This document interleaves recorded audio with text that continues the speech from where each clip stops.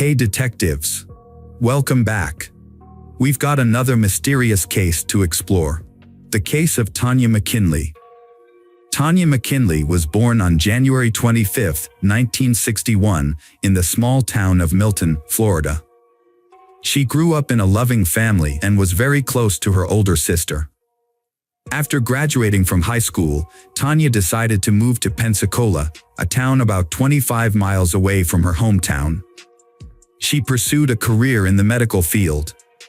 Tonya moved to a new city with her cousin Vanita, and they shared an apartment. After moving in, Tonya met a man named James, and they began dating.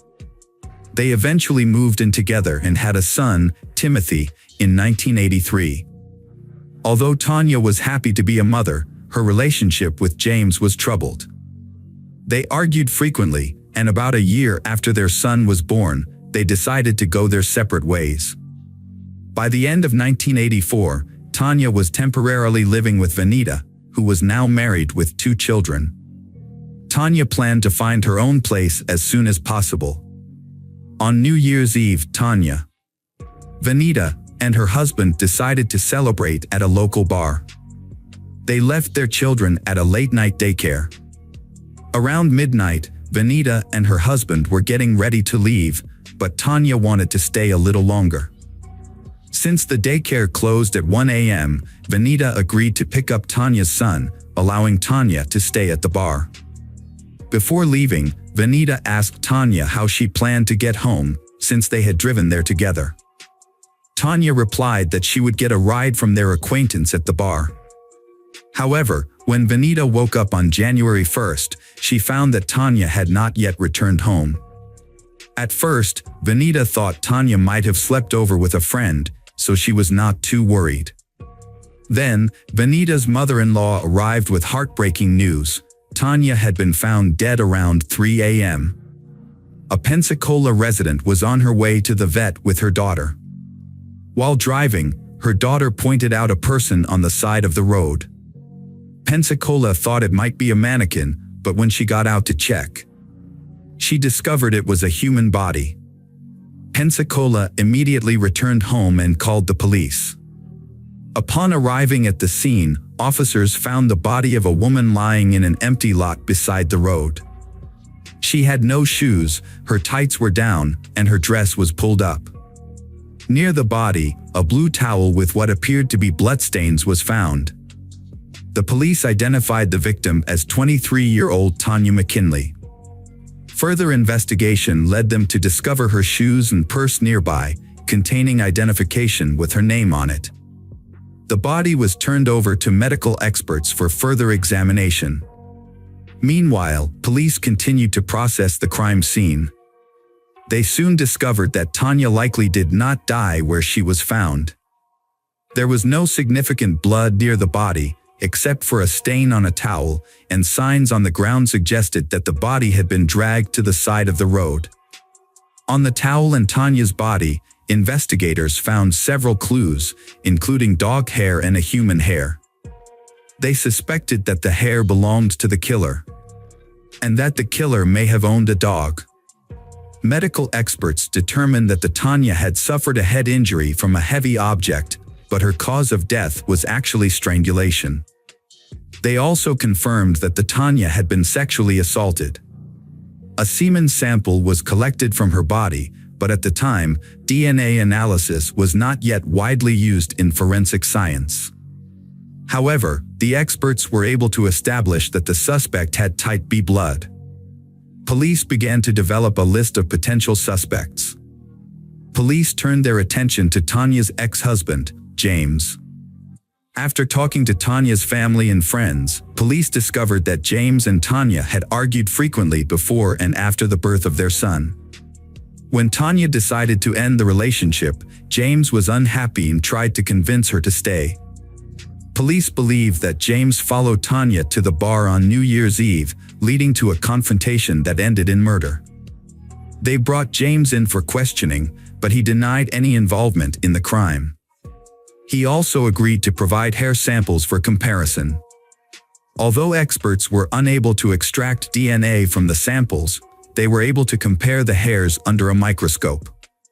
The results showed that James' hair was significantly different from the hair found on Tonya's body and the towel. As a result, the police temporarily ruled him out as a suspect.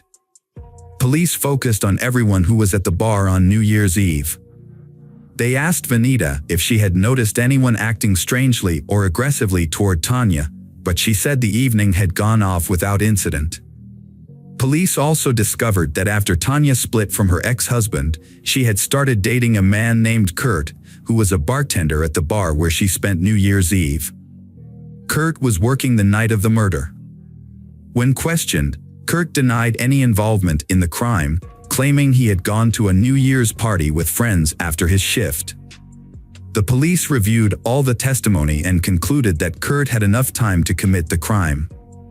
Based on numerous interviews with people at the bar, the police determined that Tonya was last seen alive at 1:15 a.m., but no one saw her leave. The police also spoke with local residents where the body was discovered. A family reported driving past the scene at around 2 a.m. and were certain that there was no body at that time. This meant that Tonya was killed about 1.5 hours after she was last seen alive. During this time, Kurt was unable to provide an alibi. He volunteered to take a lie detector test, but the results were inconclusive, and further investigation revealed that Kurt's blood type did not match the killer's blood type, as determined by a semen sample. As a result, Kurt was cleared of the crime. Unable to analyze DNA from the killer's semen, and with no witnesses or concrete evidence, police could only assume that the perpetrator likely lived in the area where the body was discovered. The case had been closed for years due to lack of concrete evidence. Timothy, who was only 18 months old when his mother died, was raised by his father and Tonya's family. Together, they kept the truth about his mother's death a secret. When Timothy was 14 years old, he was informed that his mother had died in a car accident. As Christmas approached that year, out of curiosity, he searched his father's closet for his present, and Timothy stumbled upon a shocking letter addressed to television host Montel Williams, written by his father himself. In a letter, Timothy's father wrote asking for help in solving the murder of Timothy's mother, Tonya. The letter included a detailed account of the crime, which was the first time Timothy learned of his mother's tragic fate. Years later, in the early 2000s, police reopened Tonya's case, hoping that advances in DNA technology might help identify the killer. Police sent all available evidence to a lab for analysis. Experts discovered that the blood on a blue towel near Tonya's body came from a man, not Tonya. They created a DNA profile of the unidentified man and uploaded it to the FBI database. But there were no matches. The case was put on hold until 2015, when it was reopened, 30 years after the murder. Through investigation, the police discovered from the FBI's archive database that a person had some similarities with the DNA found at Tonya's crime scene. However, the match was not strong. To investigate further, the police learned about the person's family background and even contacted his relatives for assistance. These relatives cooperated and provided DNA samples for comparison. Unfortunately, the DNA analysis showed that his family was not involved in Tonya's death, leaving the police with no new leads. In 2018, a journalist named Tony Adam became interested in Tonya's case. Tony contacted the police offering help, and the police became suspicious of his involvement. Tony joined the investigation despite having no background in criminal investigations. The police, who had made little progress in the case, hoped that Tony's involvement wouldn't hinder the investigation. In 2019, a year after Tony got involved, police decided to identify the killer's relatives. This time, they enlisted the help of Parabon, a genetic genealogy company, and expanded the search to include primarily the DNA of known criminals. Parabon expanded its search to public genetic databases, which were much larger in scope. Unlike DNA evidence collected from a crime scene, these databases contain DNA samples that people have voluntarily uploaded to find relatives. To find the killer, experts used a process of elimination, carefully analyzing the family trees of potential relatives to identify someone who matched their suspect's criteria. They were looking for a man who was at least old enough to have committed the crime in 1985 and had a connection to the area where the crime was committed. In 2020, police identified a suspect in Tonya's murder. Daniel Wells, 57, had been arrested in the late 1980s for assault and indecent exposure. At the time, he was living in Pensacola, working as a carpenter and living with his wife and children. But to confirm whether Daniel was actually the killer, detectives needed to compare his DNA to the profile they collected from the crime scene. To prevent Daniel from fleeing, the police approached cautiously. They kept watch, waiting for an opportunity to collect a DNA sample from him without arousing Daniel's suspicion. Daniel threw a cigarette butt out of the car window near his workplace. The police collected the cigarette butt and immediately sent it to the lab for analysis. Experts extracted DNA from the saliva on the filter and compared it to the DNA of the killer in the Tonya case. The results were a match. The police eventually identified Daniel as the culprit and arrested him the same day. Despite the DNA test results, the police still tried to get Daniel to confess. They arranged for a patrol officer to stop Daniel's car under the pretext of doing a routine ID check. Detectives then approached Daniel, informing him that he needed to accompany them to the station without providing any further explanation. By withholding information, they intentionally kept Daniel in suspense, allowing them to proceed with the investigation cautiously. The police approached Daniel, informing him that he needed to come with them to the police station without further explanation. During the investigation, the detectives slowly steered the conversation toward Tonya's murder, asking Daniel about his whereabouts on the night of the murder. At first, he claimed to have never seen Tonya. However, when the detectives revealed that his DNA was found at the crime scene, his story began to unfold. As the questioning continued, Daniel's denials became increasingly unconvincing, and he grew more and more agitated. Detectives made it clear that the DNA evidence was irrefutable and that he would face consequences for his actions. As the interrogation continued, Daniel denied his guilt and became increasingly agitated. The police said the DNA evidence was incontrovertible and he would face the consequences for his actions. Faced with the evidence, Daniel finally broke down and began to speak. He and Tonya went to his house, where they had sex after drinking. However, an argument broke out, the argument escalated, and in a fit of rage, Daniel picked up a heavy wooden cutting board and hit Tonya over the head. When he realized she was dead, Daniel panicked and dumped her body in a location where it was later discovered. On his way back, Daniel discarded the Tonya's belongings and returned home. When questioned about the dog hairs found on the Tonya's clothes and towel, he attributed them to his roommate's black Labrador. Contrary to Daniel's claim that Tonya died from a head injury, the medical evidence clearly showed that the cause of death was strangulation. In a possible chain of events, Daniel struck Tonya in the head, but when he realized she was still alive, he resorted to strangling her. The police gathered enough evidence to arrest him for murder. Police then contacted Tonya's family, including her son Timothy, to inform them of the developments in the case. Timothy was deeply moved, thanking the police for finally identifying his mother's killer. 2 weeks after his arrest, Daniel's body was found in his cell. An investigation confirmed that he had committed suicide. Welcome back, detectives. Let's dive into another horrible case. The case of Joseph Saunier. Joseph Saunier was born in 1955 to a respected family of doctors in Shreveport, Louisiana. From a young age, he aspired to follow in his family's footsteps and become a doctor. With exceptional abilities, Joseph earned a Bachelor of Science in Medical Science from the University of Baton Rouge in 1976. He then applied to Louisiana State University in Shreveport and began working at Parkland Hospital in Dallas, Texas. Joseph effectively balanced his university studies and work. He consistently refined his knowledge through hands-on experience at the hospital. The hospital management recognized Joseph's success and dedication, and in his final year of training, he was appointed chief resident. After completing his studies, Joseph chose to specialize in pathologic anatomy and went on to become a pathologist and laboratory director in Leck, Texas. Joseph's life was marked by personal tragedy, including the loss of the woman he loved, Becky.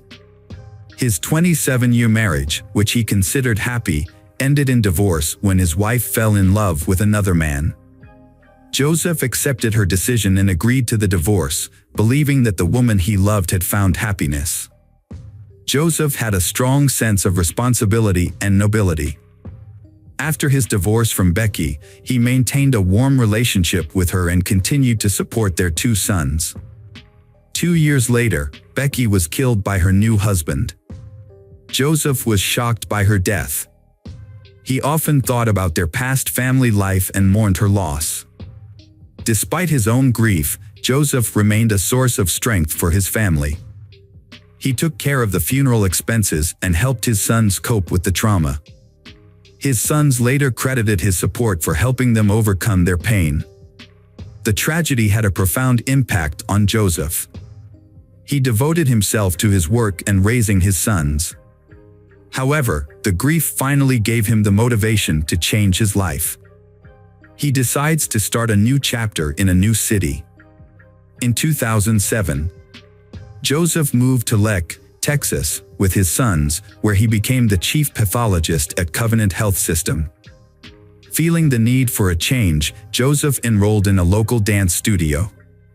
He enjoyed the classes and met new women, which helped fill the void in his life. A few times, Joseph attempted to form connections with his dance partners, but it never worked out. That was until Michelle Tina walked into his dance class on a warm summer evening. Her elegance, poise, sense of humor, and sparkling eyes immediately caught his attention. Her radiant smile illuminated the room, and Joseph knew right then that she was the one he had been searching for. Michelle, too, noticed Joseph's confident and respectful demeanor on the dance floor.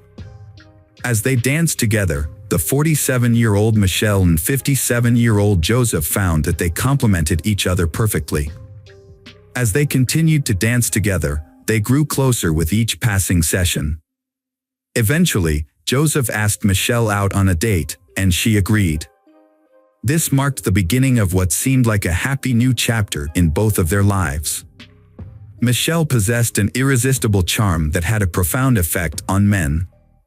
Michelle was a classic example of a femme fatale, a woman with an undeniable magnetism that drew attention and sparked passion in those around her. Michelle, like Joseph, is also starting a new life after personal emotional breakdowns. She is running away from the fear and anxiety associated with Mike Dixon, owner of a private clinic for cosmetic surgery. Michelle met Mike in 2008 when she came in for Botox injections. At first, there was just casual social interaction between them, then light flirting followed and they began a romance. Michelle is a successful and free woman. She worked as an executive in the NFL, built a successful career, and didn't lack for anything. Mike, on the other hand, is bound by his marriage. A few months after living a double life, his wife discovered his affair with Michelle and filed for divorce after 20 years of marriage. Mike is so captivated by Michelle that he barely notices that he is losing everything. Mike left his wife for Michelle, even though she never announced she would marry him. When Mike doesn't get the attention he expected, he tries to pressure Michelle, which scares her. Michelle recognized Mike's manipulative behavior and desire to take complete control of her life. This realization caused her to end the relationship. In 2010, Michelle and Mike went their separate ways. However, even after the breakup, Mike continued to pursue Michelle, urging her to return. His obsession exceeds the limit, forcing Michelle to find a way to escape Mike's control. Michelle moved to Lek to start anew, where she met Joseph, a charming and kind-hearted man. They quickly connected, and their relationship blossomed into true love. Joseph's sons and relatives welcomed Michelle with open arms. Joseph spared no expense in giving her gifts, taking her to the most luxurious restaurants and private clubs, and giving her romantic vacations. As Joseph realized he had found his perfect match, he took Michelle to Los Angeles and proposed to her in front of his entire family. Michelle, 47 at the time, was smitten with her new partner and frequently expressed her love for him on social media. However, her ex-lover, Mike Dixon, couldn't help but notice these declarations of love. Mike is furious when he discovers that Michelle has moved away and is planning to marry Joseph. He realized he couldn't win her back but still dared to propose that they rekindle their past relationship, suggesting they become lovers again. Michelle firmly rejected his proposal, refusing to engage in a love triangle, and immediately informed Joseph about Mike's suggestion. After some time, they started to feel like they were being watched. At one point, they even noticed something that looked like a camera flash through the backyard window, but they didn't pay much attention to it, not realizing the seriousness of the problem. The situation got out of control on July 11, 2012, when a gardener came to Joseph's house to discuss a garden renovation project. When the landscaper arrived at the home, he tried to contact Joseph but got no response. He saw an open door and, thinking Joseph might not be able to hear him, went inside. The house was in disarray, and there was a bullet hole near the front door, indicating a possible intruder. The landscaper cautiously went further inside, looking for Joseph. In the garage, he found Joseph lying in a pool of blood on the floor with no signs of life. Joseph's body had stab and gunshot wounds, leading the landscaper to think the perpetrator might be nearby.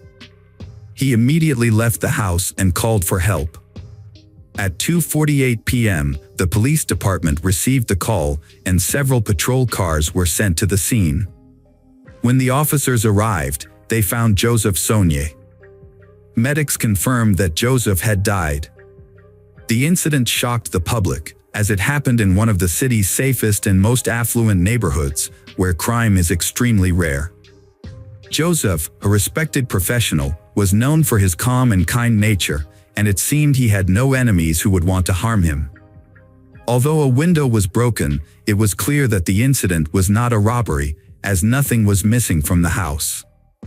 However, a bottle with a hole shot through its bottom was found at the scene, suggesting it was used as a makeshift silencer for a gun. A forensic team arrived soon after to collect evidence, and it appeared that the perpetrator was inexperienced, as they left behind many traces. DNA from the bottle and blood samples were sent to a lab for further analysis. Detectives interviewed neighbors, but none of them reported seeing or hearing anything suspicious. There were no CCTV cameras near the house. According to the investigation, the perpetrator entered through a large window overlooking the backyard, making the attack unexpected. In the dining room, the attacker confronted Joseph and started shooting. It is likely that the wine bottle was used as a silencer at this point. Blood stains in the hallway suggested that Joseph was still alive after being shot. He entered the garage, where the attacker caught up with him and stabbed him multiple times. An autopsy revealed 5 gunshot wounds and 11 stab wounds. The circumstances suggested that the murder was not random, but the identity and motive of the killer remained unknown. The investigation focused on the people closest to the victim. During an interview with law enforcement, the victim's fiancée, Michelle, reported strange things in the months leading up to the murder.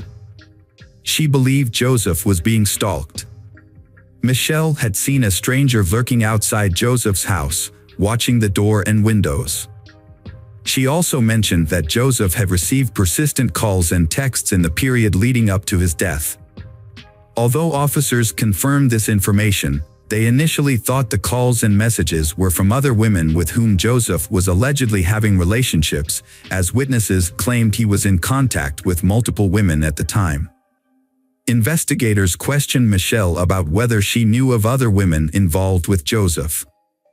Michelle claimed she was unaware of any other women. Joseph's sons also denied the possibility of their father having mistresses, stating that infidelity was not in his character. Despite this, investigators continued to explore a motive of jealousy for the crime.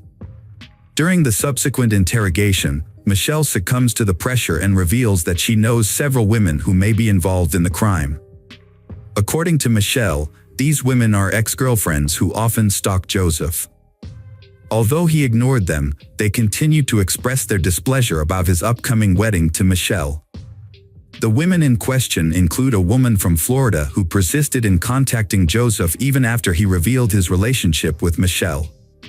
There was also a nurse, Joseph's colleague, who often called and wrote to him.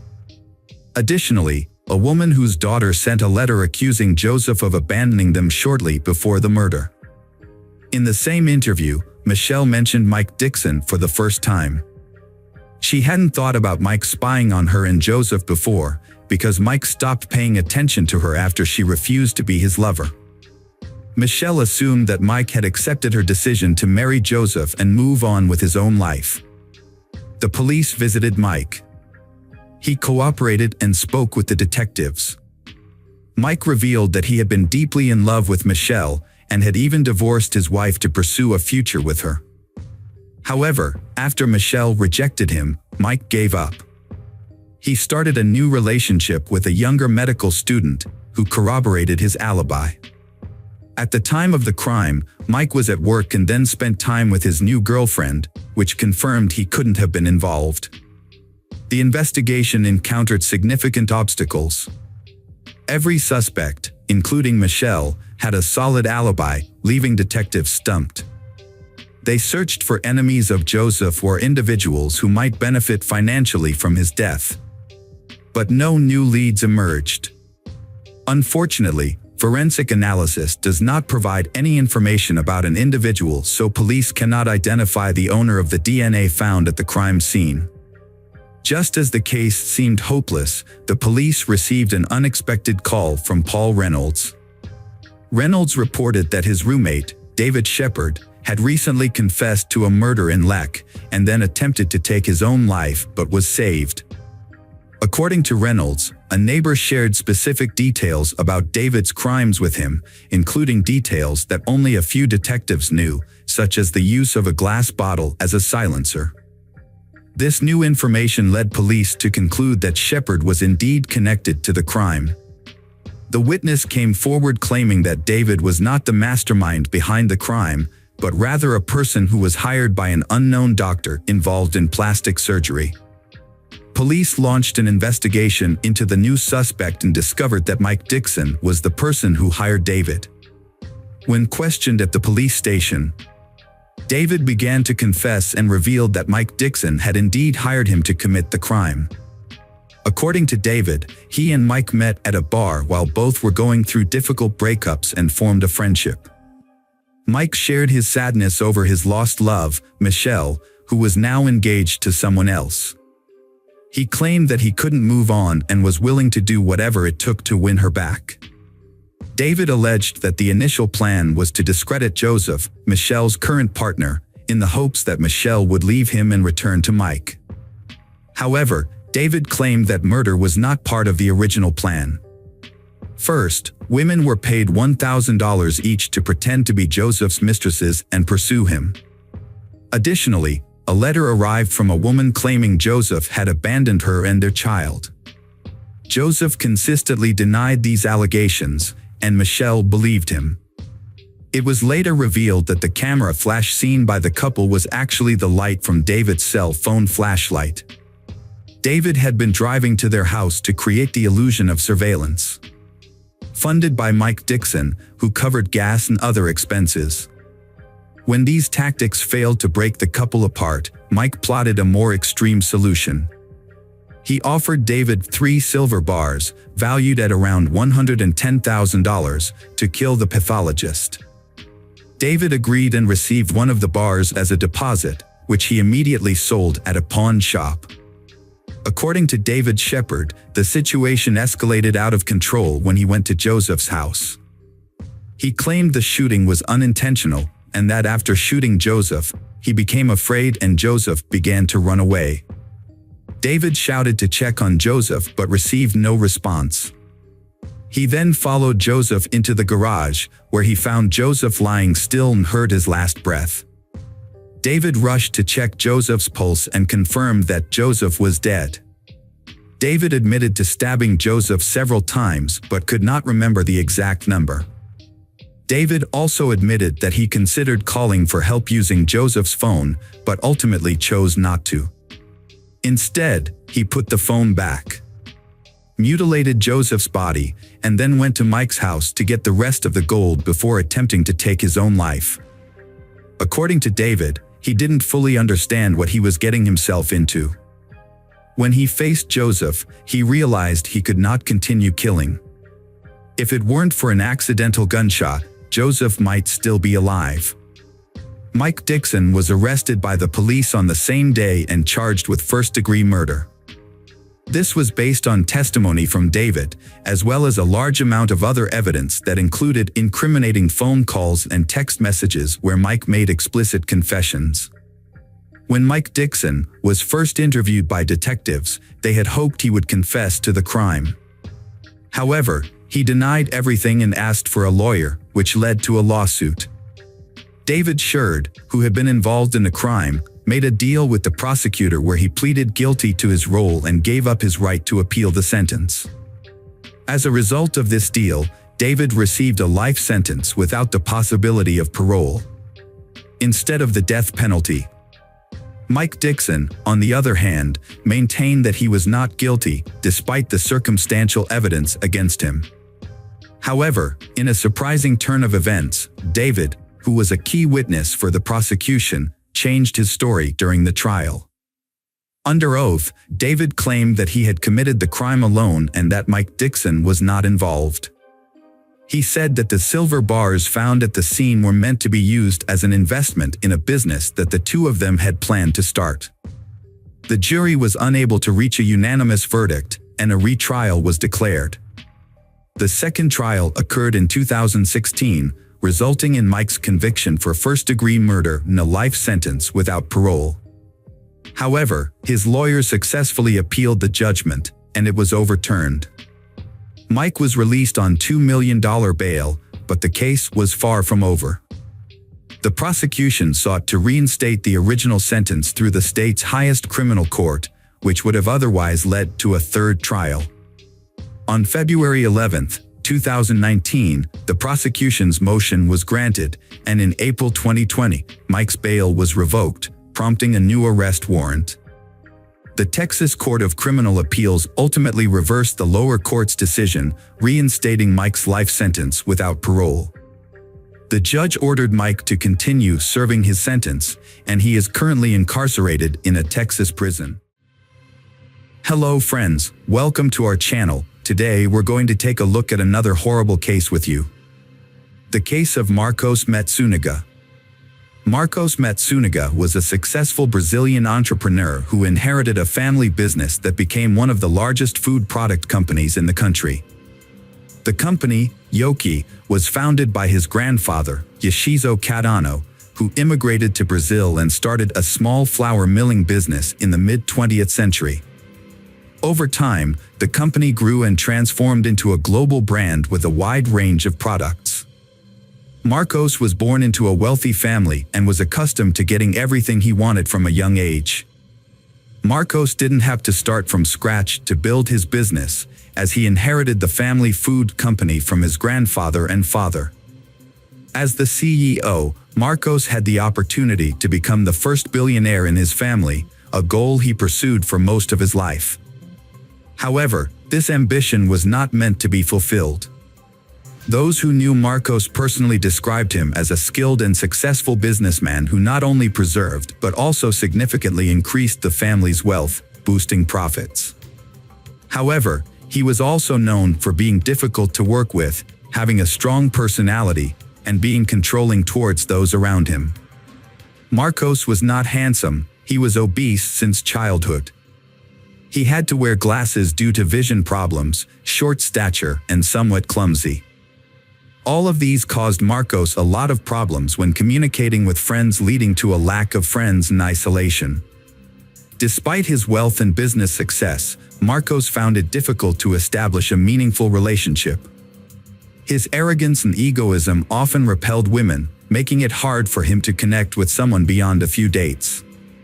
Consequently, he frequently relied on the services of escorts, as his wealth and status were not enough to make him a desirable partner.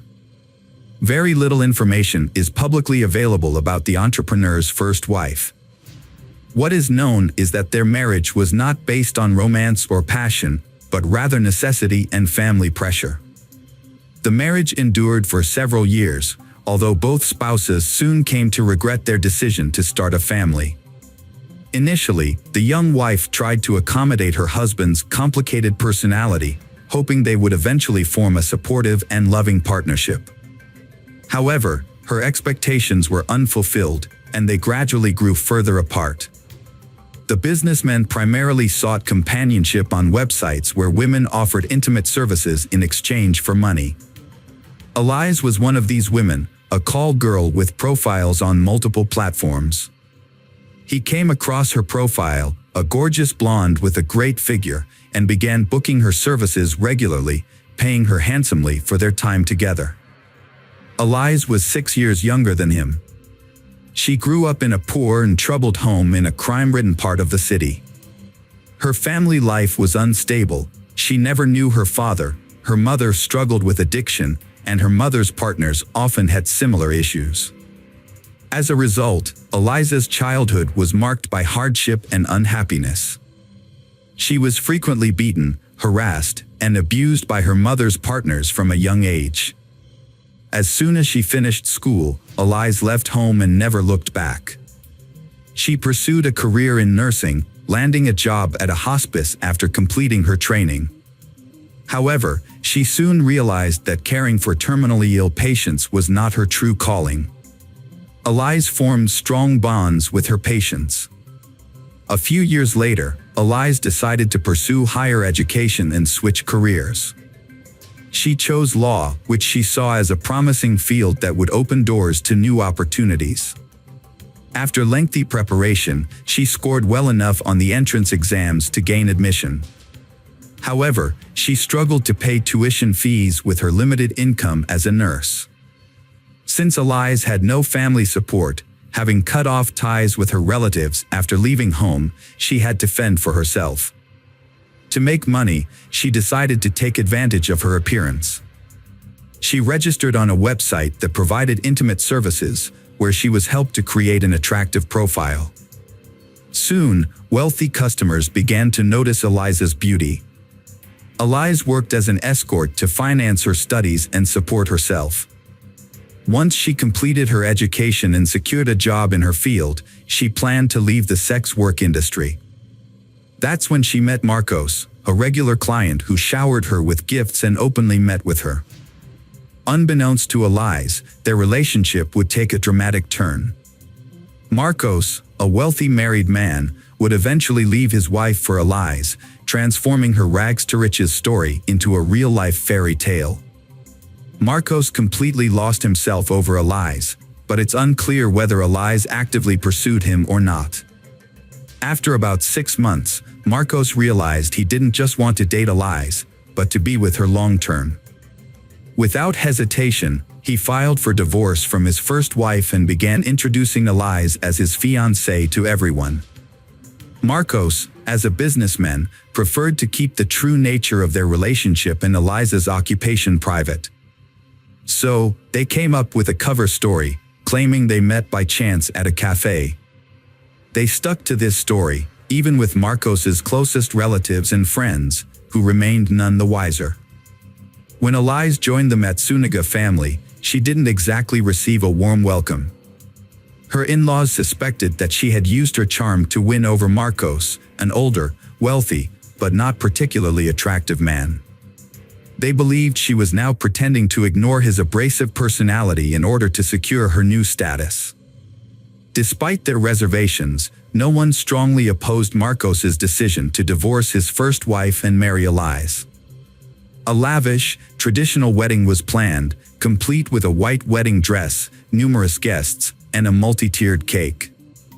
Afterwards, Marcos moved his new wife into his grand, luxurious mansion, where she became the lady of the house. Matsunaga was a well-known collector of luxury items, particularly expensive wines and rare weapons. His house featured a large wine cellar, where bottles were meticulously organized by year and country of origin. Additionally, the house had a secret room dedicated to his collection of firearms and edged weapons, which were proudly displayed on the walls from floor to ceiling. Marcos took great pride in his extensive collections and was always on the lookout for new additions. His home was a treasure trove of antiques, luxury items, and modern art, which were displayed throughout the house, often in a way that was more cluttered than curated.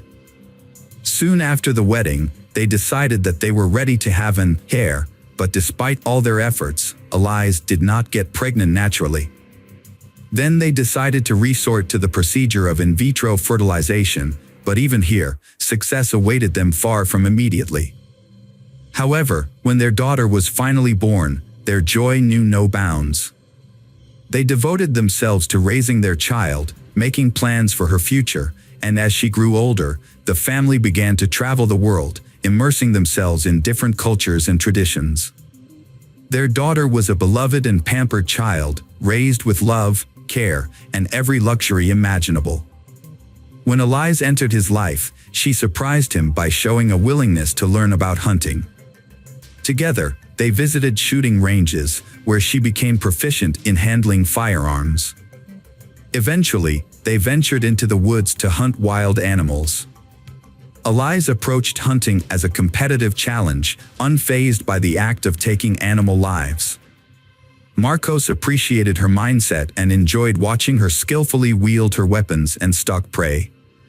Marcos taught Elise various outdoor skills, including how to skin and carve wild animals such as boars, deer, and other forest creatures. Together, they would dissect the animals using large knives, cleavers, and axes to separate the body parts. Unconventionally, the family did not keep traditional pets like cats or dogs. Instead, they kept poisonous snakes in specially designed terrariums that mimicked their natural habitats.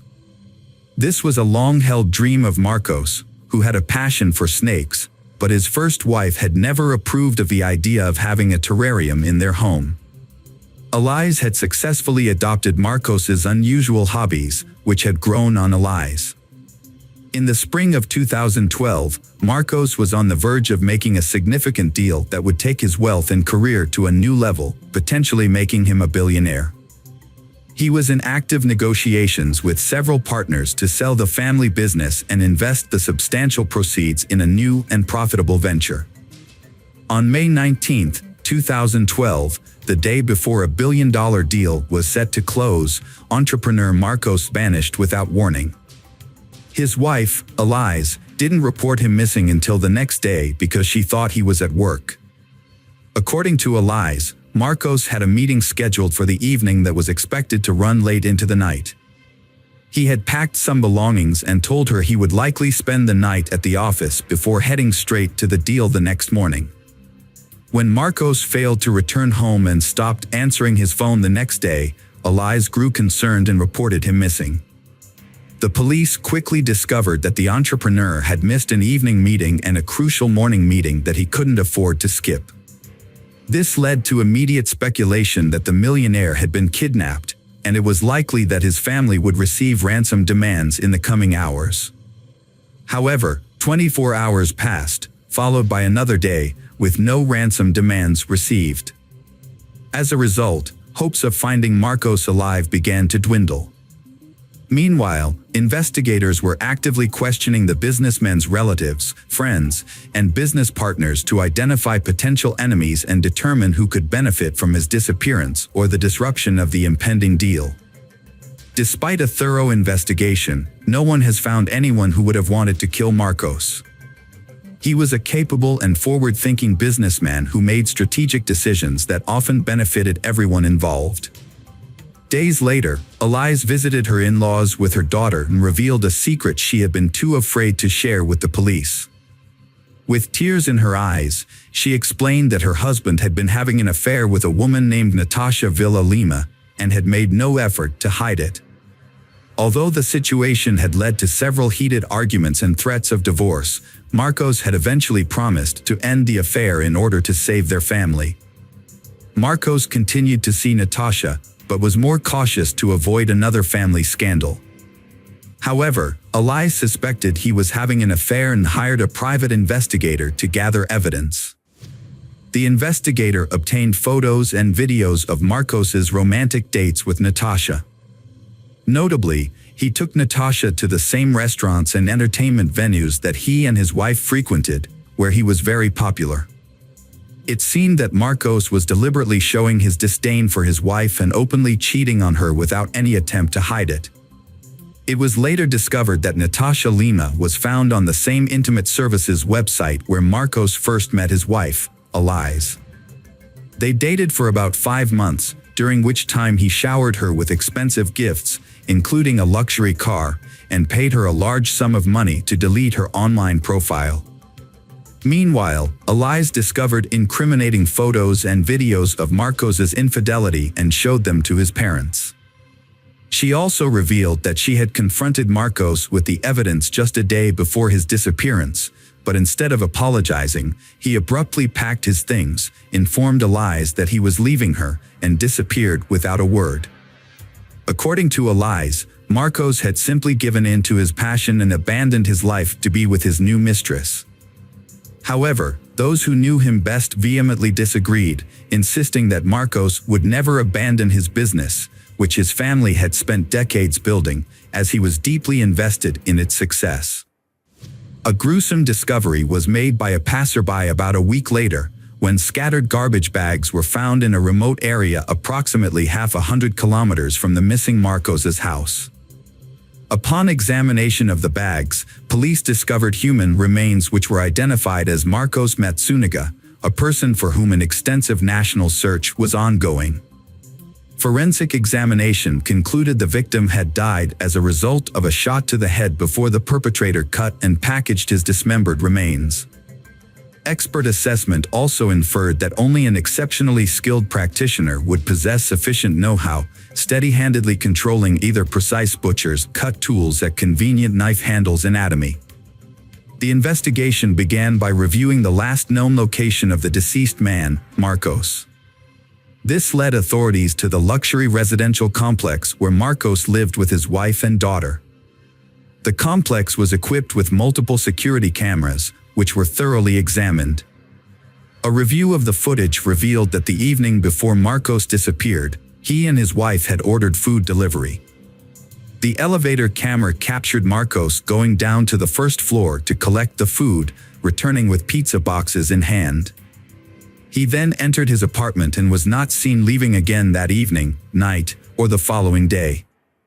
It appeared as though Marcos vanished into thin air.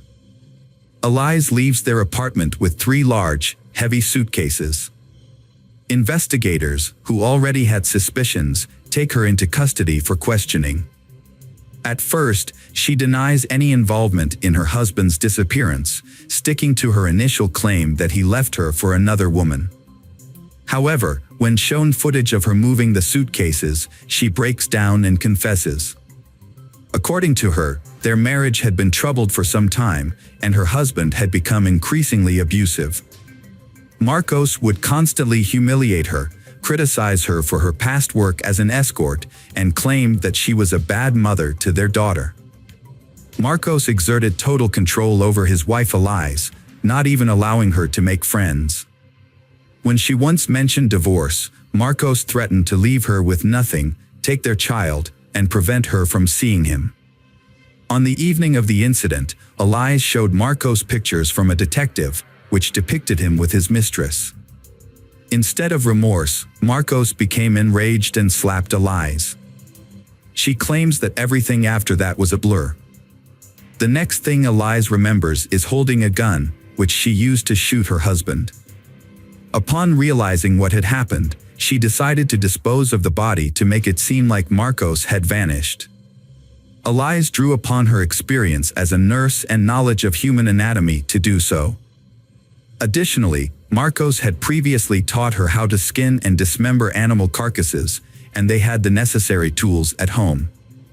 After Elias killed her husband, she dismembered and bagged his body while their young daughter slept in the next room. It was later discovered that the evidence of her husband's infidelity, which included photos and videos, was only received by Elias on May 20th, after she had already murdered him. This evidence was provided by a private detective.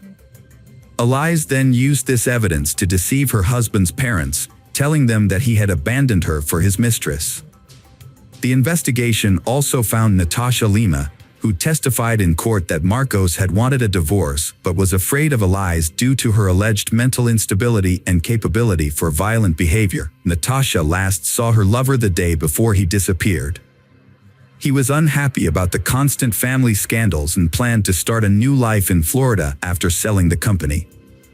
However, his wife Elias was not part of these plans. He intended to divorce her and forget her completely. A shocking twist was the discovery of blood in the lungs of the deceased Marcos. This suggested that Marcos was still alive when Elias decapitated him, indicating he had struggled to breathe. This contradicted Elias's claim that he died instantly from a gunshot wound. Further examination by the pathologist revealed that the bullet had entered Marcos's head at an unusual angle. It seemed he was caught off guard, sitting or lying down when shot, and didn't try to defend himself. Elias Matsunaga's claim that her husband attacked her and she defended herself was disputed by multiple witnesses at her trial. They testified that Marcos had a difficult personality and often spoke harshly, but he never physically harmed anyone. As a result, the court believed Elias fabricated the story and found her guilty of premeditated murder with cruelty and attempting to conceal the crime. She received a 20-year prison sentence, which many considered too lenient. Her in-laws now care for their daughter.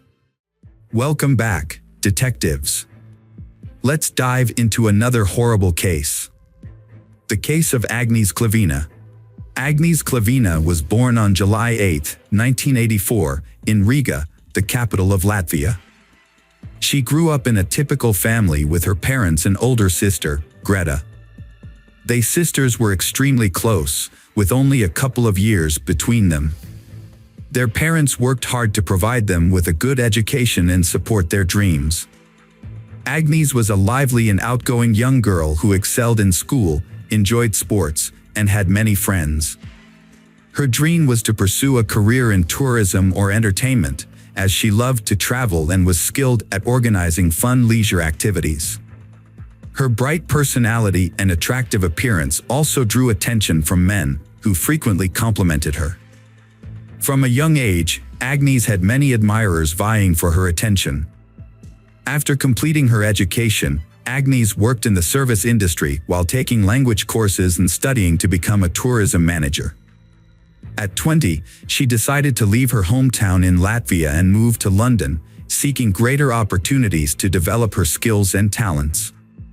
Her parents and older sister supported her decision, and soon after her move, Agnes met Michael Mills, a successful businessman 8 years her senior. He was well educated, owned a thriving business, and had recently opened a movie theater and entertainment complex. Agnes and Michael quickly connected and started dating. He showered her with attention, gifts, and luxury travel. They made ambitious plans for their future together, and their love seemed destined to last. Agnes's friends and family remember this as her first true love. She radiated happiness beside Michael and envisioned a future as his wife. In 2014, Agnes received a 3-month contract as an administrator at a popular nightclub in Marbella, Spain. This opportunity required her to temporarily relocate, but she was eager to take on the challenge. Michael, unable to leave his life behind, supported her decision to sign the contract. For Agnes, this was a chance to gain valuable experience and potentially launch a new career path. Marbella, a renowned resort on the Mediterranean coast, attracts vacationers from around the world, particularly the wealthy. It's not uncommon to spot celebrities, athletes, and business leaders in the area. Kavina, being a sociable person, enjoyed working in such a vibrant environment. Before relocating, she visited her family in Latvia and shared the news of her 3-month employment contract. She also announced her plans to marry Michael upon her return to England. Her family was thrilled for Agnes and wished her well. In May 2014, Agnes packed lightly and moved to Spain for the season, while Michael remained in London. They stayed in touch through daily phone calls and video chats, sharing updates about their lives. Agnes was active on social media, posting daily updates, photos, and videos, which drew a large following interested in her life and work. Agnes had a vibrant and busy life, making the most of every day. After her employment contract ended, she decided to stay in Spain for a couple of months. The resort was entering its peak season, and she saw an opportunity to earn a good income. She discussed her plan with her Michael, who was supportive and promised to visit her for a few days since they hadn't seen each other in a long time. Agnes quickly landed a job as a hostess at an upscale restaurant and renewed her lease. As planned, her boyfriend, Michael, visited her in September. During his visit, they had a great time, planned their upcoming wedding, and picked a destination for their honeymoon. Michael had to return to London after less than a week, leaving Agnes to work in Spain for another month. After that, she planned to visit her relatives in Latvia before flying to England to join her Michael. Unfortunately, these plans never came to fruition. Agnes went to the popular Costa del Sol nightclub with friends on September 6th.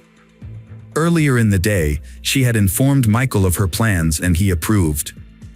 Agnes and her friends had a great time at the club, and Agnes even posted some photos on her online profile.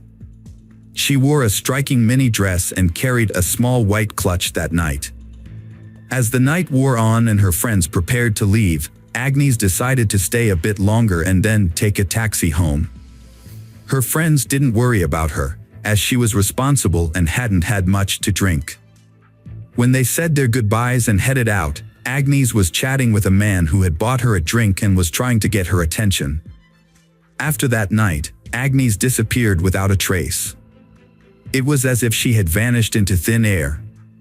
No one could recall what time she left the club, who she left with, or where she went afterwards. Agnes failed to show up at work the next day, and attempts to contact her were unsuccessful as her phone was turned off. Her colleagues and friends immediately raised concerns, but the police were slow to respond to the missing persons report. As the day drew to a close, a worried Michael called Agnes's mother to report that he had been unable to reach his fiancée all day, which was unusual. The following day, Agnes's parents and Michael jointly tried to contact the Spanish police to report her disappearance, but they were informed that a missing persons report could only be filed in person by a relative. Undeterred, Michael and Agnes's family booked the next available flight to Marbella. It wasn't until 5 days after Agnes's disappearance that her family was able to file a missing persons report. The investigation began with a search of Agnes's rented apartment, which appeared to be untouched, as if she had simply stepped out for a short time. Her documents, money, and expensive jewelry were still in place, the refrigerator was stocked with prepared meals, and several outfits were laid out on the bed, suggesting that Agnes had been preparing to go out, likely to the club on the night she vanished. To aid in the search, Agnes's friends and family distributed flyers with her picture throughout the city, and the media picked up the story, featuring it on TV news programs and the front pages of local newspapers. The police reviewed footage from CCTV cameras inside and outside the entertainment venue, but encountered a setback.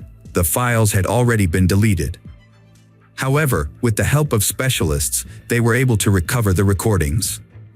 One of the restored videos, taken by a camera near the parking lot exit, showed Agnes leaving the club around 6 a.m. with a man.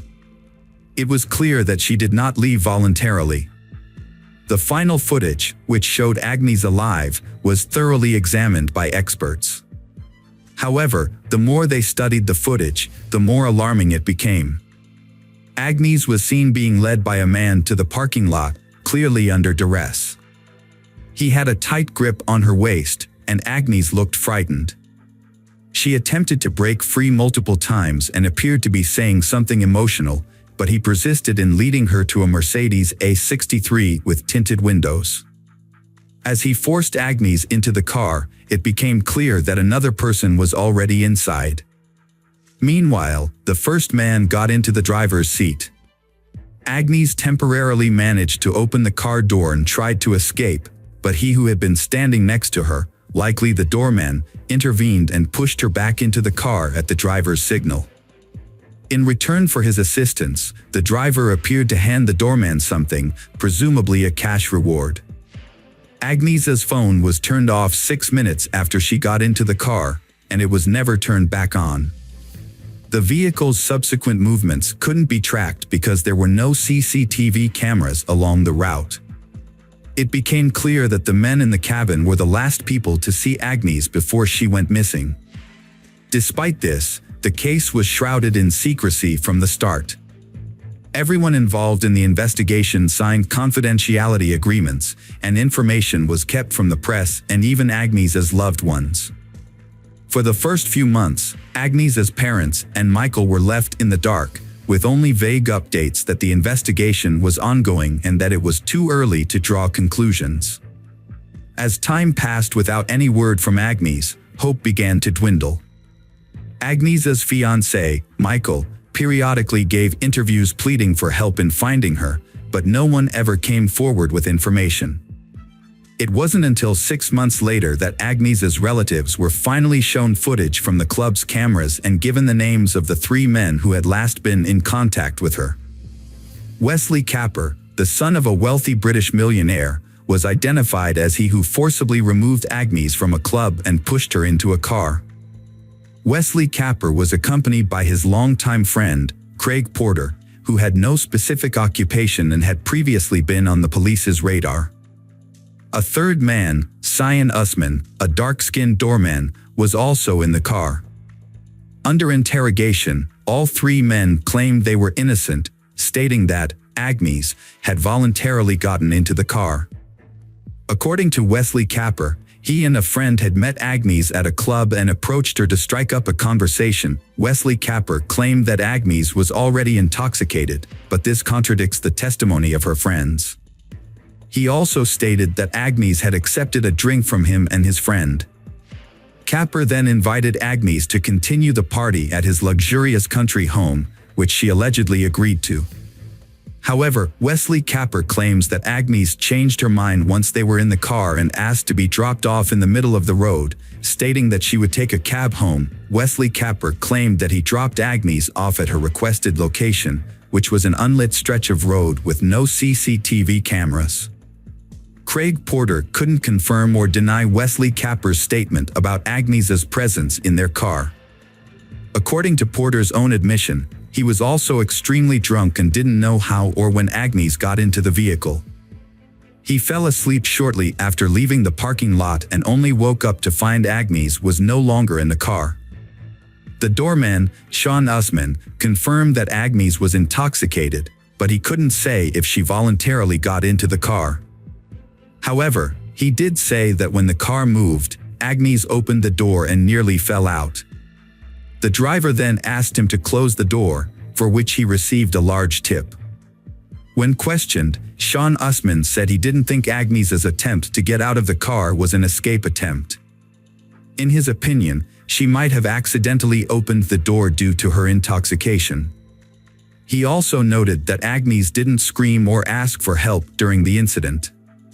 The security footage clearly shows Wesley Capper forcibly leading Agnes to the car, holding her by the waist and wrist. However, Wesley's defense is that Agnes was dizzy and he was only holding her to prevent her from falling. Later in the investigation, another unsettling video came to light, shot in the south of Spain, specifically at the Puerta de la Dua in the Su Grande Marina. The footage was of the luxury yacht belonging to John Capper, a millionaire and the father of one of the suspects. Dated September 10th, just 4 days after Agnes went missing, it showed Wesley Capper and 2 other men boarding the yacht. Notably, they carried a heavy suitcase and what appeared to be a rolled-up carpet. However, when questioned about this footage, Wesley Capper explained that he and his friends had traveled to the yacht simply to have a good time. He claimed the suitcase was packed with their belongings and what seemed to be a carpet was actually bedding. Wesley Capper failed to account for where everything had gone, considering none of these items were seen upon their return. The investigators meticulously searched the yacht and the automobile, only to find nothing of consequence because both vehicles had been thoroughly cleaned, thus destroying any possible DNA evidence. Interestingly, during this exhaustive search, a blonde hair was found in a car trunk, although determining its origin was not feasible as the hair itself had strangely disappeared over the course of the investigation, marking another puzzle within this intriguing case. A few hours after Agnes was last seen in the defendant's car, Wesley Capper made several calls to emergency services, but hung up each time without waiting for an answer. It seemed as though he was afraid or uncertain about what to do. Wesley Capper claimed he was drunk and made the calls randomly. The lawyer for the Agnes family argued that Agnes was likely already dead, and her body was probably at the bottom of the sea, hidden in the suitcase the suspects had brought on board the yacht. He also believed that the case had been intentionally delayed, giving the suspects ample time to destroy any evidence that could prove their guilt. It wasn't until a year and a half after Agnes's disappearance that Wesley Capper, Porter, and Usman were finally brought to trial. They were accused of holding Agnes against her will and forcing her into a car. Unfortunately, due to a lack of evidence, no further charges could be made. This decision outraged Agnes's relatives, but the judge stood firm. In 2019, nearly 5 years after Agnes's disappearance, the 3 men were brought to trial again. Despite the prolonged period, they continued to deny their guilt, claiming that Agnes voluntarily got into the car. The prosecutor argued that the doorman should be considered an accomplice for helping the defendants drive the victim away. The doorman, Usman, could have faced a 5-year prison sentence. Instead, he defended himself, stating that he was a suspect due to his skin color and lack of access to a good lawyer. He claimed that he sent all his earnings to a starving family in Africa. Wesley Capper and lawyers argued that their clients were only guilty of persuading Agnes to get into the car, not forcing her. They believed that Agnes was dropped off on the road as requested, but was possibly kidnapped and killed by someone else while waiting for a cab. The judge's verdict was met with surprise and anger from Agnes's relatives, as none of the defendants received any punishment. Usman was acquitted of all charges. Wesley Capper was given a 2-year sentence for taking advantage of Agnes's intoxication to coax her into his car, and Porter received a 6-month sentence for aiding Wesley Capper's actions. However, they received suspended sentences and did not serve any time in prison. Instead, they paid Agnes's family £101,000 in compensation. Agnes's family was unhappy with the outcome and decided to appeal. It later came to light that the defendants had both committed further offenses while awaiting the court's decision. Wesley Capper, who was intoxicated by alcohol and drugs at the time, hit and killed a woman with his vehicle and then fled the scene. Meanwhile, Porter and a friend, who were also intoxicated, stole a car after violently assaulting its owner. Wesley Capper received a surprisingly lenient sentence of probation for his serious crime, thanks to his lawyer's skilled defense. As part of his sentence, he paid a substantial amount of compensation to the family of she he had killed in a car accident.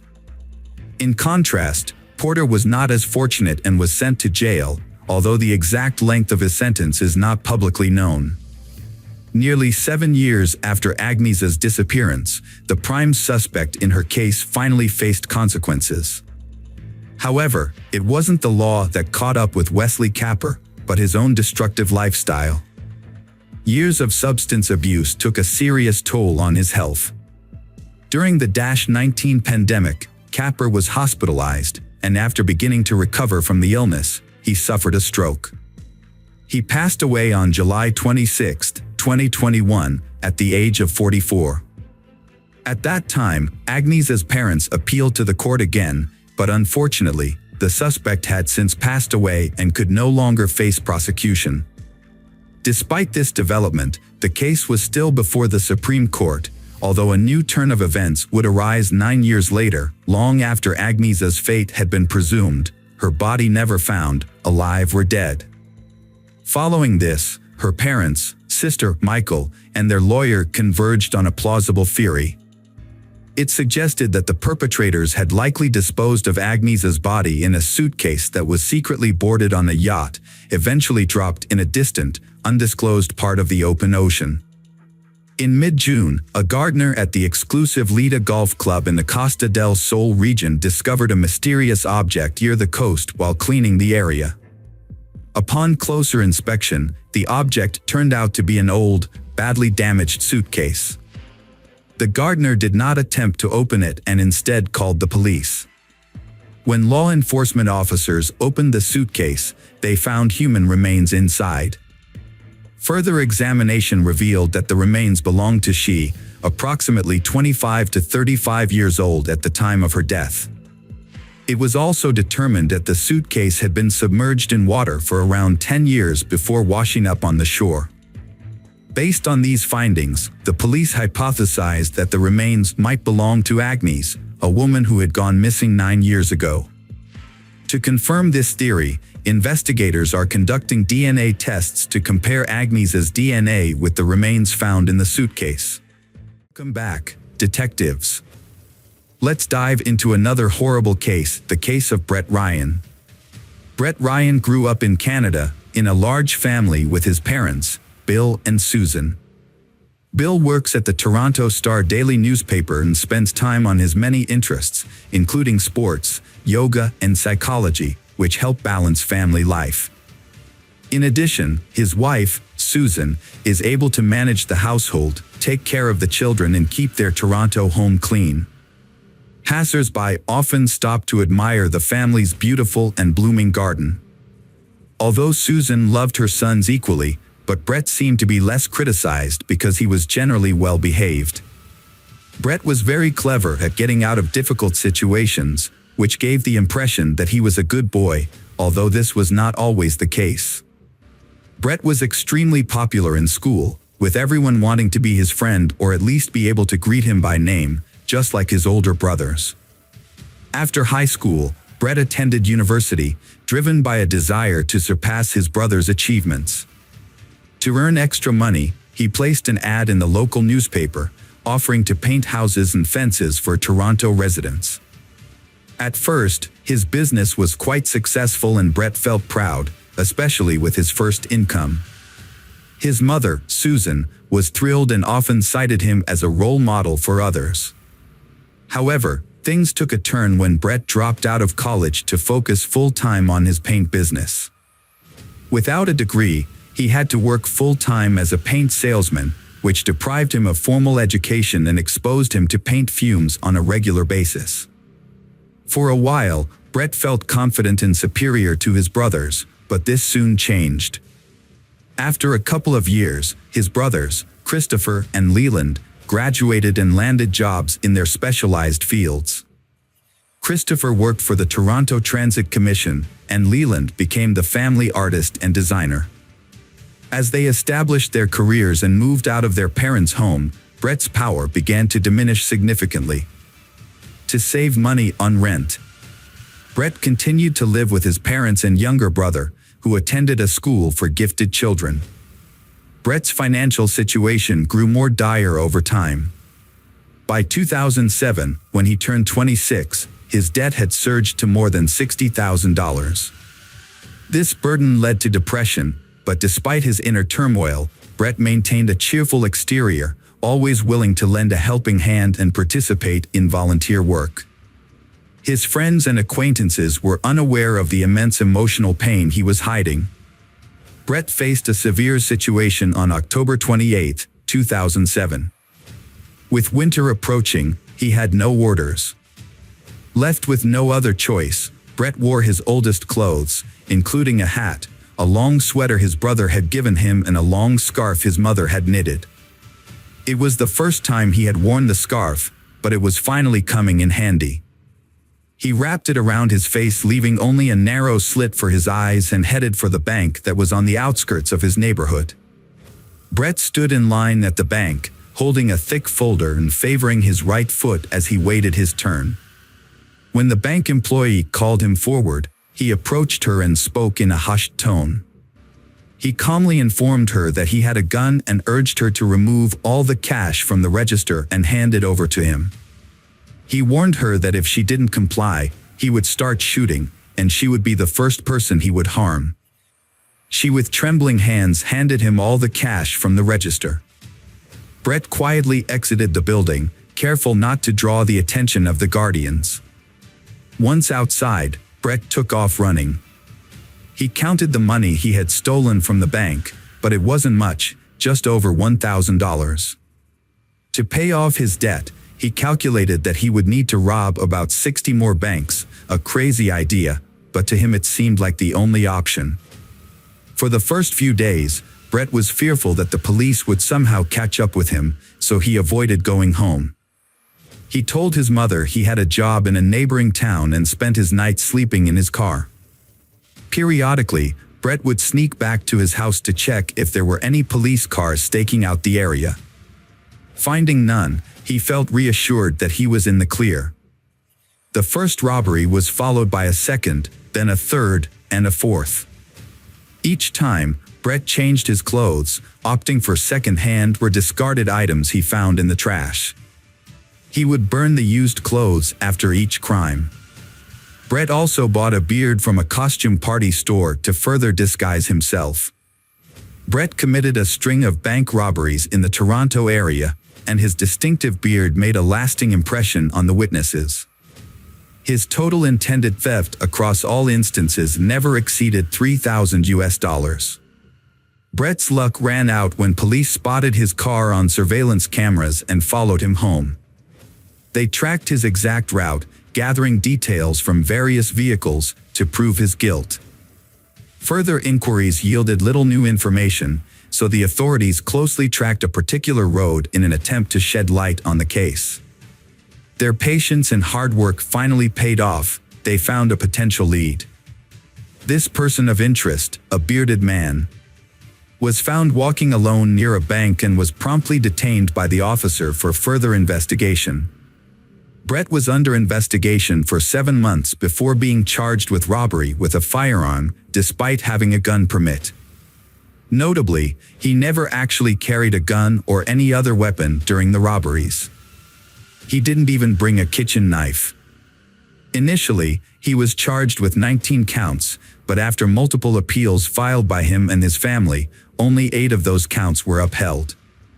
Upon being given the opportunity to apply for parole, Brett submitted a petition.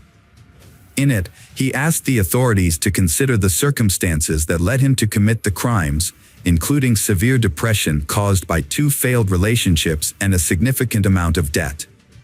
He also reiterated that he had never intended to harm anyone during the robberies, as evidenced by his lack of weapons. His remarks were taken into account, but as a condition of his potential parole, he was required to undergo a session with a psychologist. The sessions had a positive impact on Brett. During his time in prison, he had lost touch with his family, but he took the initiative to reconnect with them. The positive changes in Brett were noticed by the commissioners, and on November 24, 2010, he was released from prison. However, the freedom he had fought so hard for turned out to be more challenging than he had anticipated. Prior to his career as a painter, Brett struggled with deep emotional pain that weighed heavily on him. He had previously been a bank robber and served time in prison, which damaged his reputation. As a result, no company would hire him, and even those who initially hired him for house painting services would cancel once they discovered his true identity. The neighbors, who once admired Susan's garden and visited frequently, now spread unpleasant rumors about the family. The Brett family quickly sold their house and relocated to Scarborough. Susan started a new garden, and Brett found a job with a trading company. Although the pay was low, his parents helped him financially to rebuild his life and continue his university education. Brett continued to see a psychologist, who consistently advised him to maintain a strong connection with his family. Brett's life took a turn for the better when he met Kristen Baxter in September 2011. Kristen was an amazing person who had her own apartment with a stunning sea view. She was also into sports, which helped her stay in shape. What Brett appreciated most about her was that she didn't care about his past. They enjoyed traveling together, including a trip to Australia. Brett's parents were thrilled to see their son in a happy relationship and were confident that Kristen would encourage him to reach his full potential. However, just when everything was going well, tragedy struck. Brett's father passed away, leaving him in shock and sending him into a depressive state.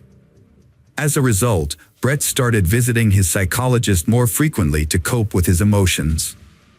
Brett was juggling two responsibilities: supporting his mother financially and nurturing his relationship with Kristen. They were both young adults, eager to build a stronger and more significant relationship with each other. Brett fell deeply in love with Kristen and decided to carry out an important plan. He had some savings and, after discussing his plans with his mother, decided to propose to Kristen with a ring. His mother supported his decision and gave him money to buy a ring. Although Kristen didn't need an expensive gift, Brett chose a gold ring with a large diamond to make the proposal special. Kristen happily accepted his proposal. As they began planning their wedding, Brett agreed with Kristen's decisions, but he was worried about the high costs and how they would affect his job. Brett found a job opening at a large technology company on the internet and applied for it. He updated his resume and submitted it, and was even invited for an interview, which he successfully passed.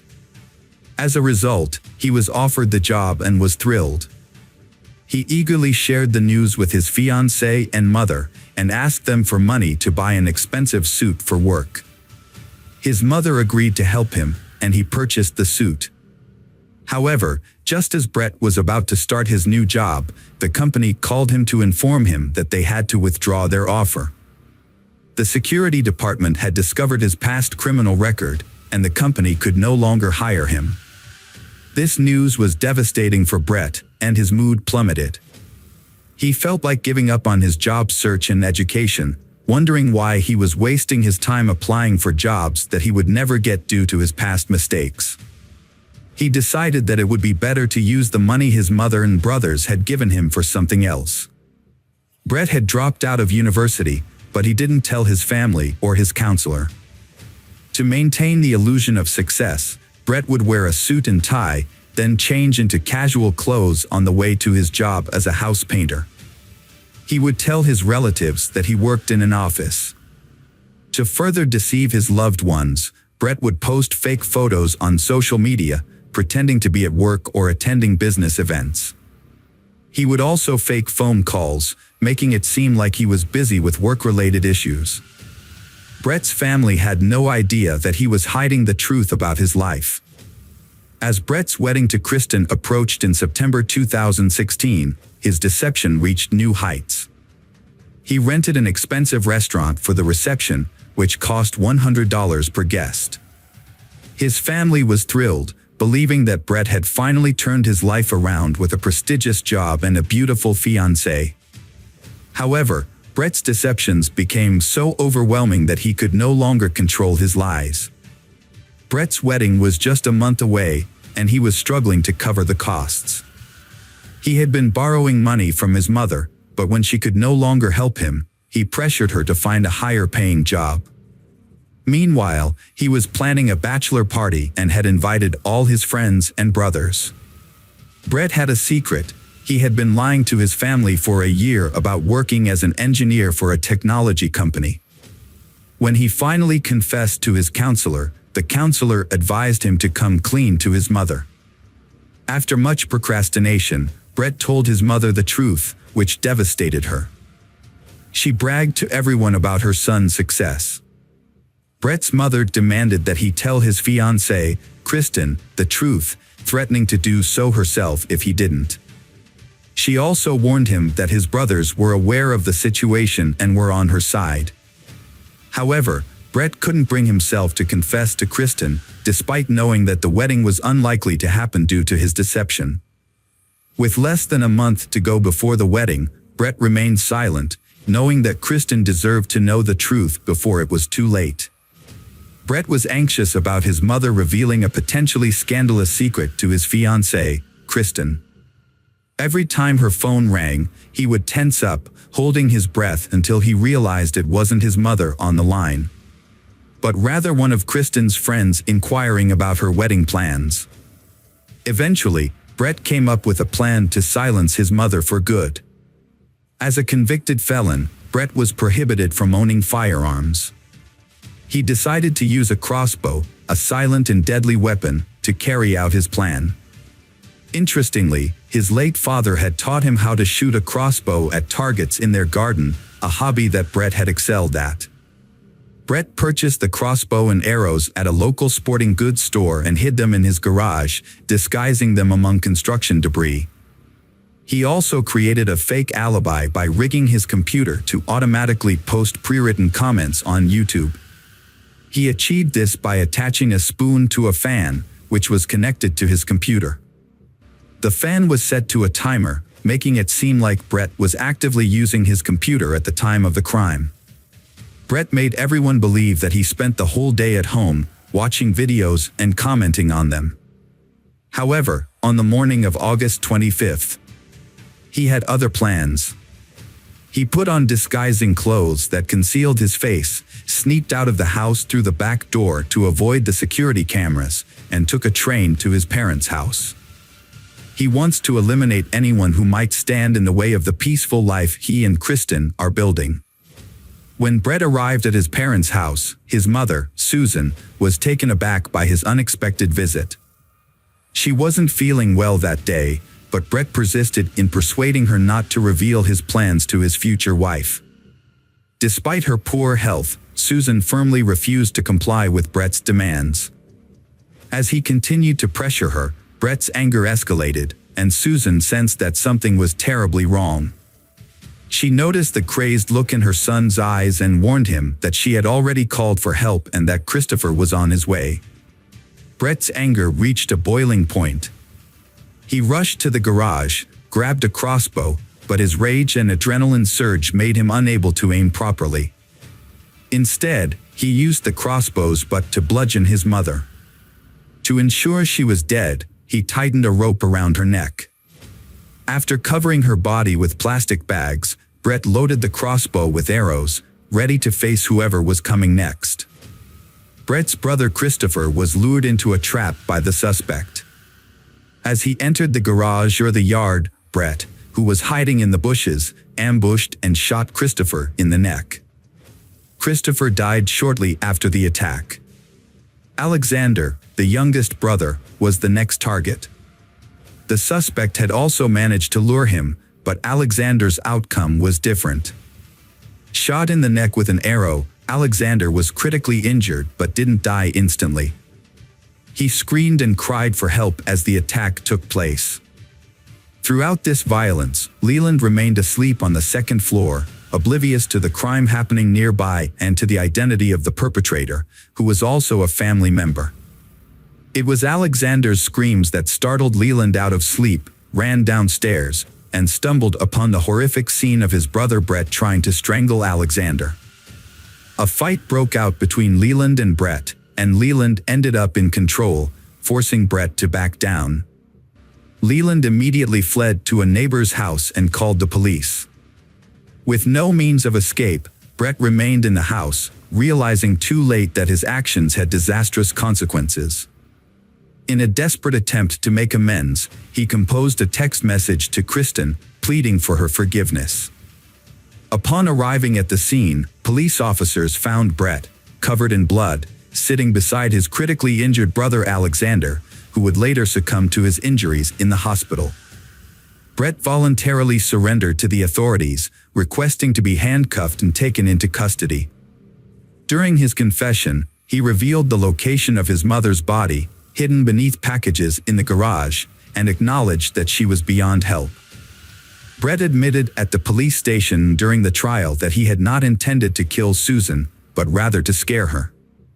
In contrast, he had planned to kill Christopher and Alexander, who were witnesses to the crime. If they had not been present, they would still be alive. Brett attempted to justify his actions by citing his struggles with depression, but this did not lead to a more lenient sentence. Despite Brett's cooperation with the investigation and his voluntary confession, the judge imposed 3 life sentences, 1 for each murder. Brett will be eligible for parole in 2041.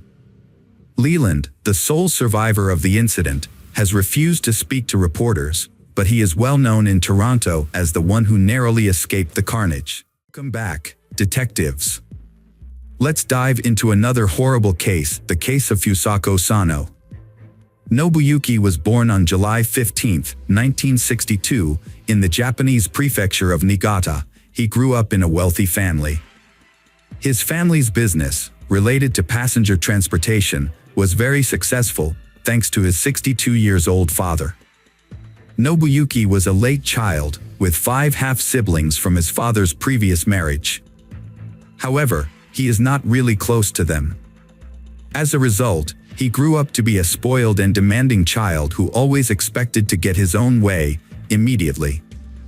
Nobuyuki often becomes aggressive when his expectations are not met in a timely manner.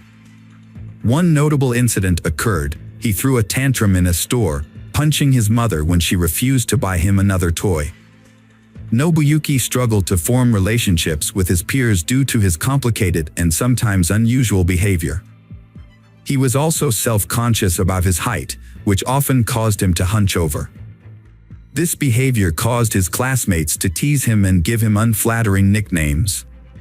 Despite this, Nobuyuki's family resided in a luxurious 2-story European-style house, which featured a spacious room specifically designed for him. The boy was uncomfortable in the room, fidgeting and expressing fear of being alone. This behavior led his parents to take him to see a doctor.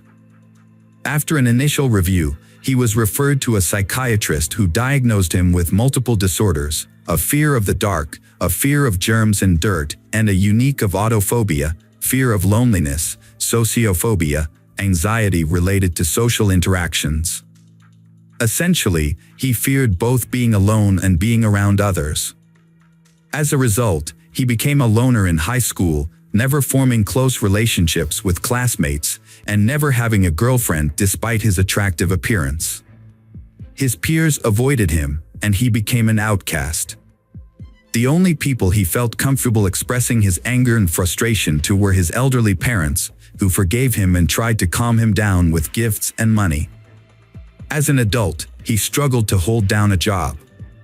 He frequently got into conflicts with colleagues, neglected his responsibilities, and would often leave work in the middle of the day for no good reason, such as when it was raining and he felt sad. On one occasion, he intentionally hurt a female coworker, likely trying to get her attention out of sympathy. Although the incident was attributed to an accident, he was fired immediately. After being fired, Nobuyuki became unemployed and relied on his parents' financial support. Over time, he became increasingly reclusive, rarely leaving his room, and frequently clashed with his parents. Following a particularly intense quarrel, Nobuyuki started a fire in his home, nearly destroying the house and putting its occupants in harm's way. Nobuyuki was later admitted to a psychiatric clinic for treatment, where he was diagnosed with a depressive disorder, uncontrollable outbursts of aggression, and signs of misogyny, extreme dislike and hatred of women. After a little over a month of treatment, he was discharged, deemed not to pose an immediate threat to others. For a brief period, Nobuyuki remained calm and even began rebuilding the partially burned house, adding a couple of new rooms. However, his efforts were short-lived, and he eventually abandoned the construction project. Nobuyuki became increasingly withdrawn and isolated.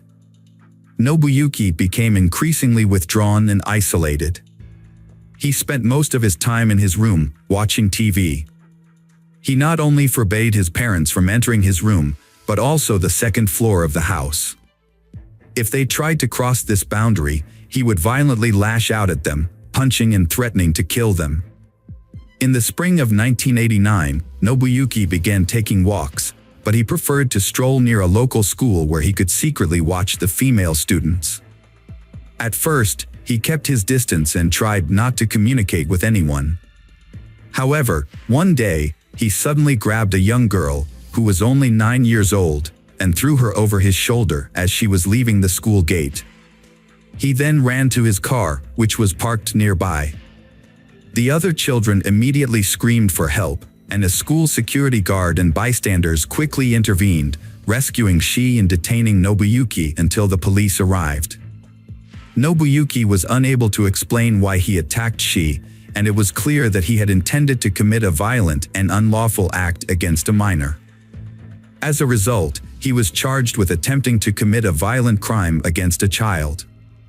Nobuyuki Sato avoided a long prison sentence thanks to his father's connections and wealth. In August, Nobuyuki was given a year's probation despite his heinous crime.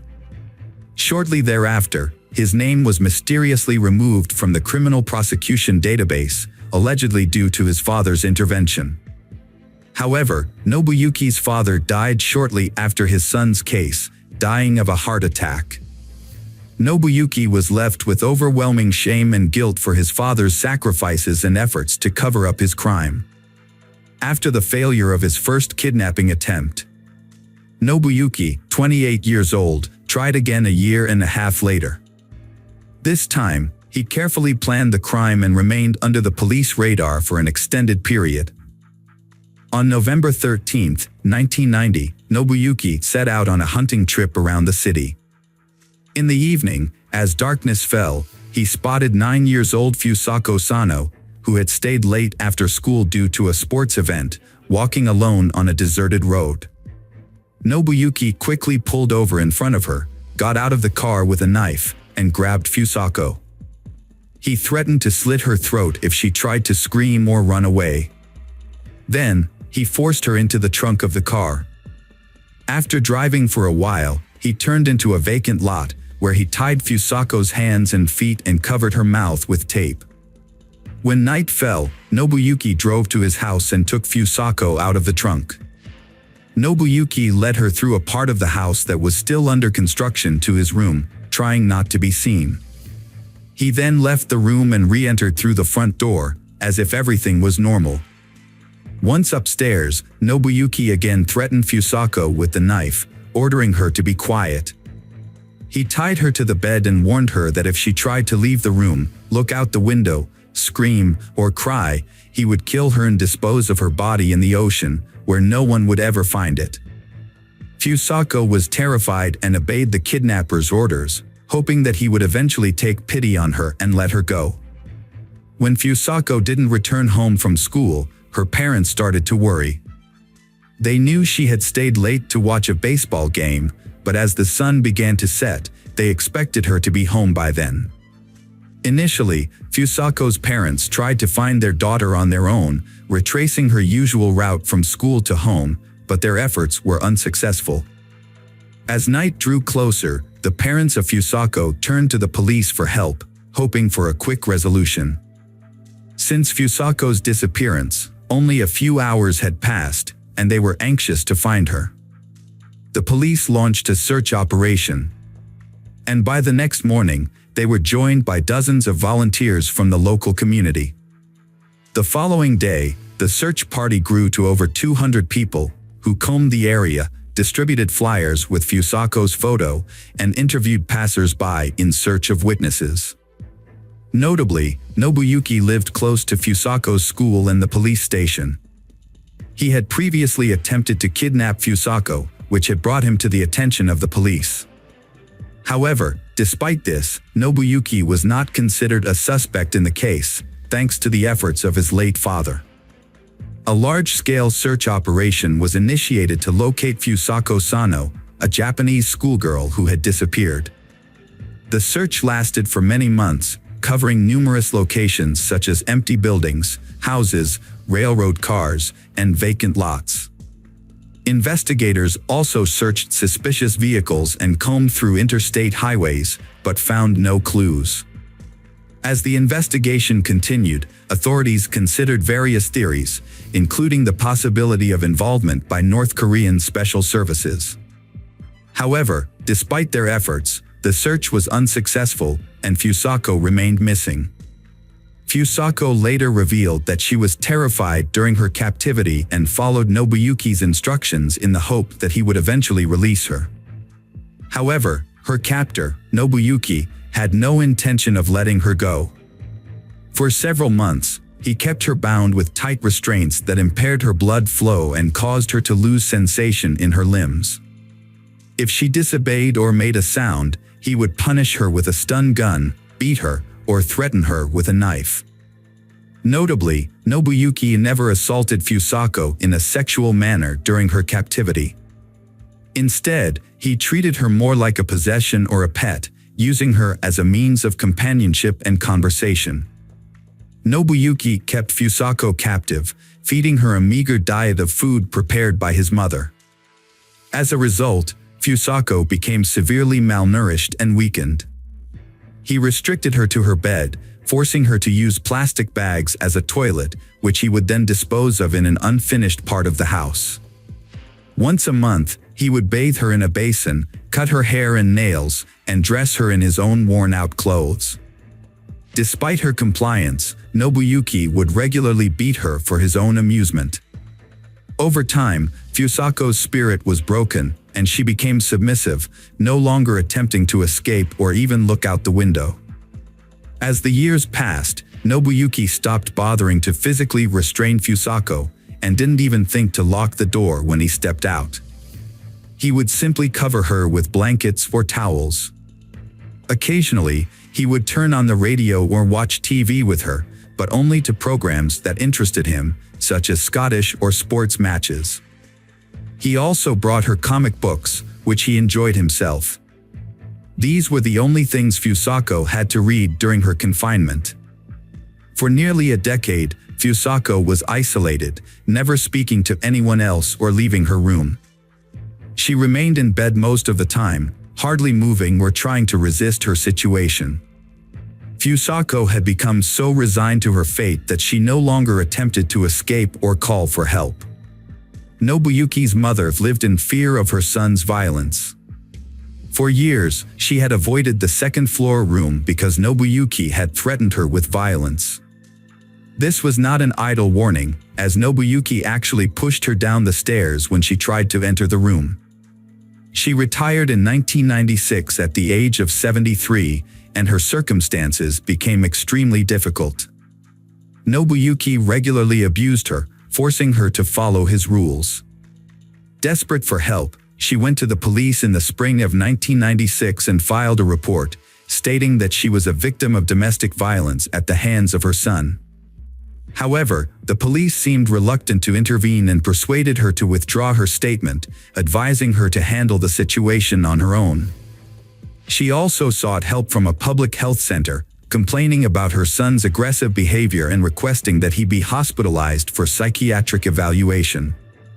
Her concerns were ignored and she was told her son's actions were not worth worrying about. Instead, she was advised to encourage him to seek help voluntarily. In January 2000, the elderly woman, exhausted from years of physical and emotional abuse, made a desperate call for help. She contacted the hospital and the police, requesting that they send the medical team and officers to her home. Her reason for calling was that her son, Nobuyuki, had brutally beaten her again, tied her up, and used a taser on her multiple times. Authorities finally responded to Shi's pleas for help and arrived at her house. When the ambulance and police car appeared, Nobuyuki became visibly agitated, aggressive, and resistant. He had to be restrained with handcuffs and sedated with a large dose of medication. Nobuyuki's mother confessed to the authorities that she lived in fear of her son, whose behavior had become increasingly aggressive and uncontrollable. She also revealed that she had not been allowed to access the second floor of her home for years, as Nobuyuki had forbidden it, threatening to kill her if she disobeyed. Upon entering the second floor and Nobuyuki's room, the police made a shocking discovery. A pile of blankets on the bed moved slightly, and when the officers peeled them back, they found a thin, pale, and exhausted girl hiding underneath. When questioned, she identified herself and revealed that she had been kidnapped by Nobuyuki while walking home from school a long time ago. After the discovery, the police brought Nobuyuki's mother into the room to ask if she knew the captive girl. However, she was shocked and claimed she had no idea that anyone else lived in the house besides her and her son. The kidnapped girl also claimed that she had never seen Shi before. During questioning, Nobuyuki made a shocking confession. He recalled the day he saw Fusako on the road and thought she was cute, so he decided to take her home with him. According to Nobuyuki, he took care of Fusako, feeding her, washing her, dressing her, and reading her comic books. He only punished her when she disobeyed him. Nobuyuki also admitted that he loved Fusako like a friend and believed she felt the same way about him. He had no intention of letting her go and hoped she would stay with him forever. He enjoyed spending time with her, talking to her for hours about soccer, music, or his favorite comic book characters, and she would listen silently. Nobuyuki claimed that he never locked his bedroom door, but Fusako never tried to escape, which led him to believe that she was happy living with him. A medical examination concluded that despite his mental disorder, Nobuyuki was able to understand his actions and thus was eligible to stand trial. However, questions were raised about whether his mother could be held accountable as an accomplice.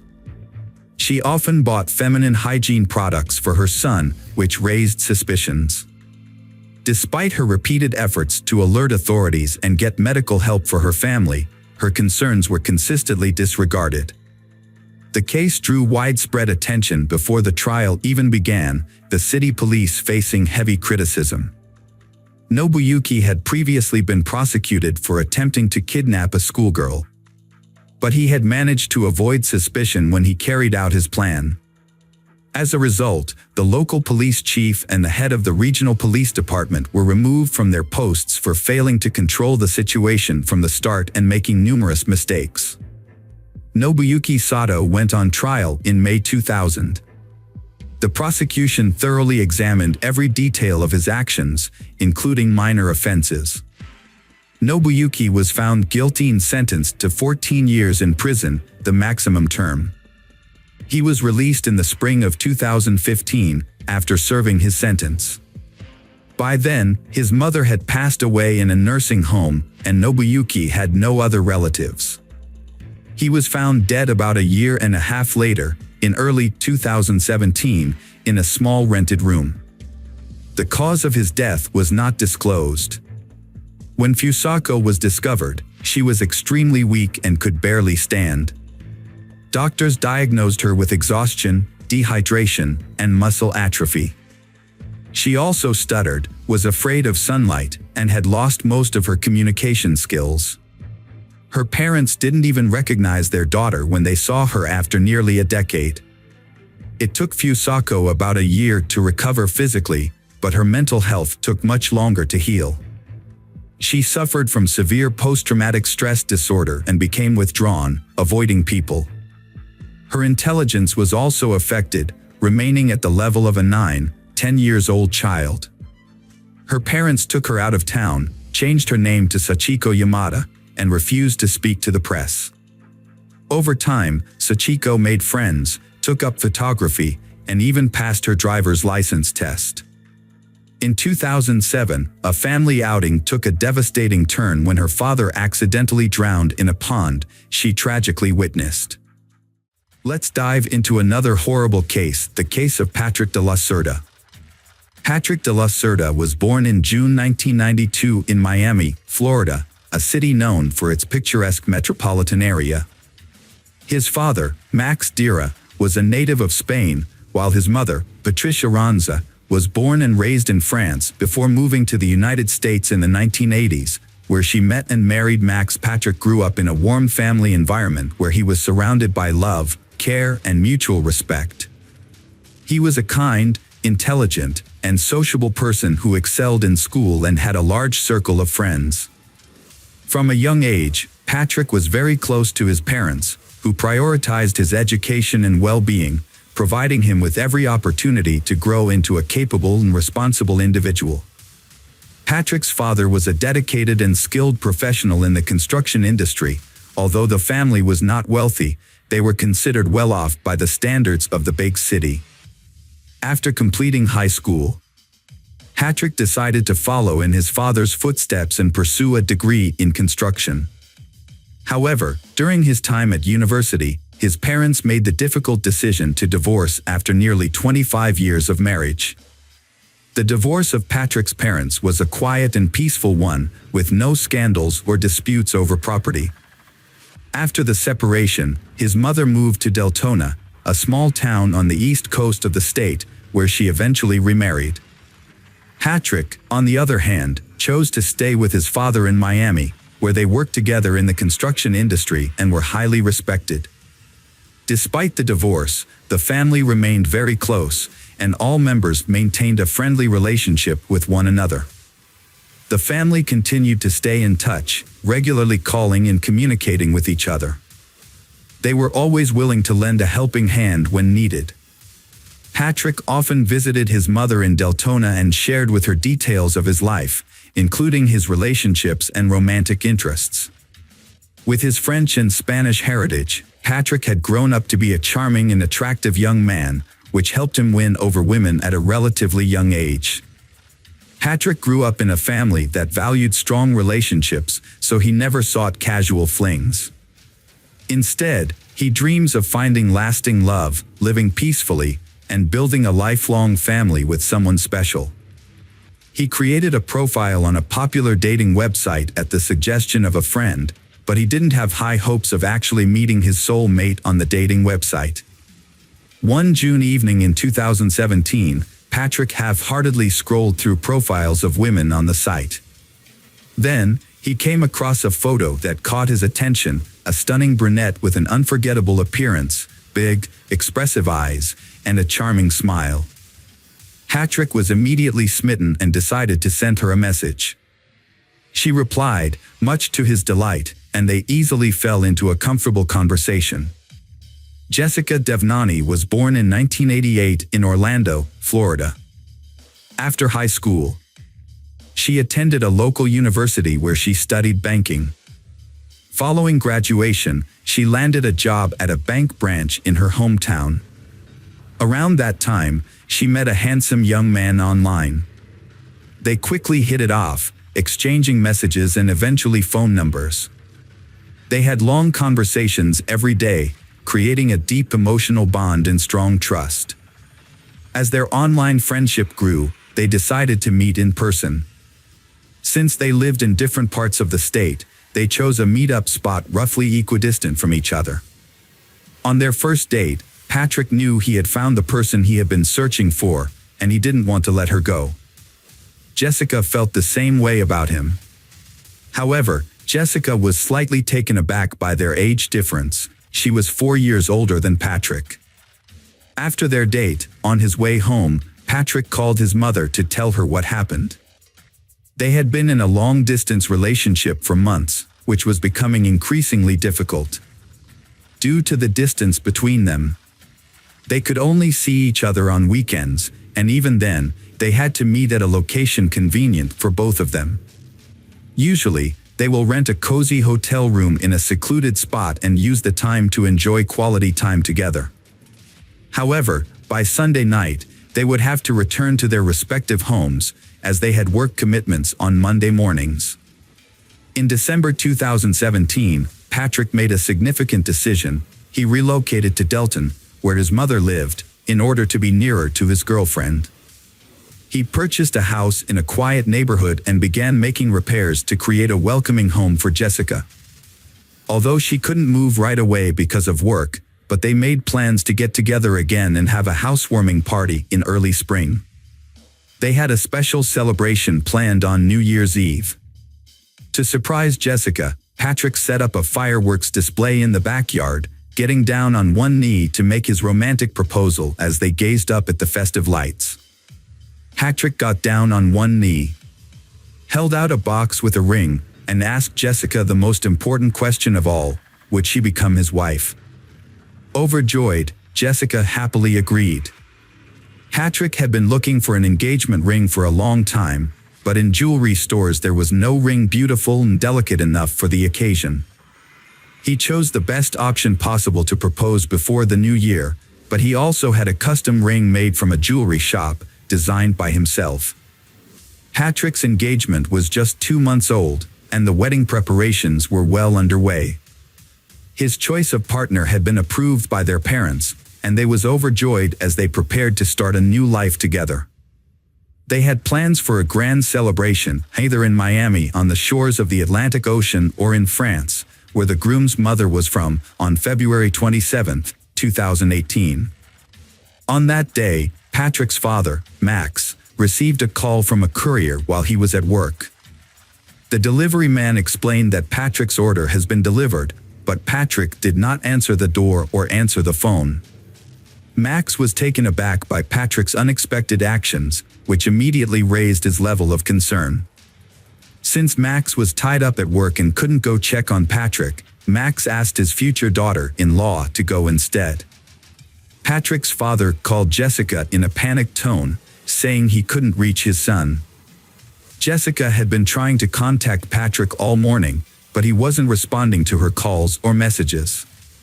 When she shared this with Patrick's father, Max, he feared the worst. Jessica immediately dropped everything and rushed to Patrick's house. When she arrived, she saw his car in the driveway, indicating he was still at home. Using her own key, she entered the yard and called out to Patrick, but there was no response. Jessica carefully opened the front door and was met with a horrific sight. Patrick was lying in a pool of blood, showing no signs of life. She quickly called emergency services, but the paramedics were unable to save Patrick and declared him dead at the scene. When the police arrived, Jessica was overcome with grief, sobbing in the backyard where Patrick had proposed to her just 2 months earlier. An officer spoke to her, and she raised her tear-filled eyes to meet his. She claimed to know who was accountable for Patrick's murder, naming her wealthy ex-boyfriend as the culprit. To comprehend this complex case and identify potential suspects, it's essential to revisit the past when Patrick first met Jessica. At that time, Jessica was in a relationship with Gregory Bender, a wealthy businessman who owned an investment fund. She met Gregory during her student years, and he was 20 years her senior. Gregory showered Jessica with expensive gifts and took her on lavish vacations, eventually winning her affection. Jessica thought she had found her soulmate, but soon she began to notice some disturbing patterns in her ex-boyfriend Gregory's behavior.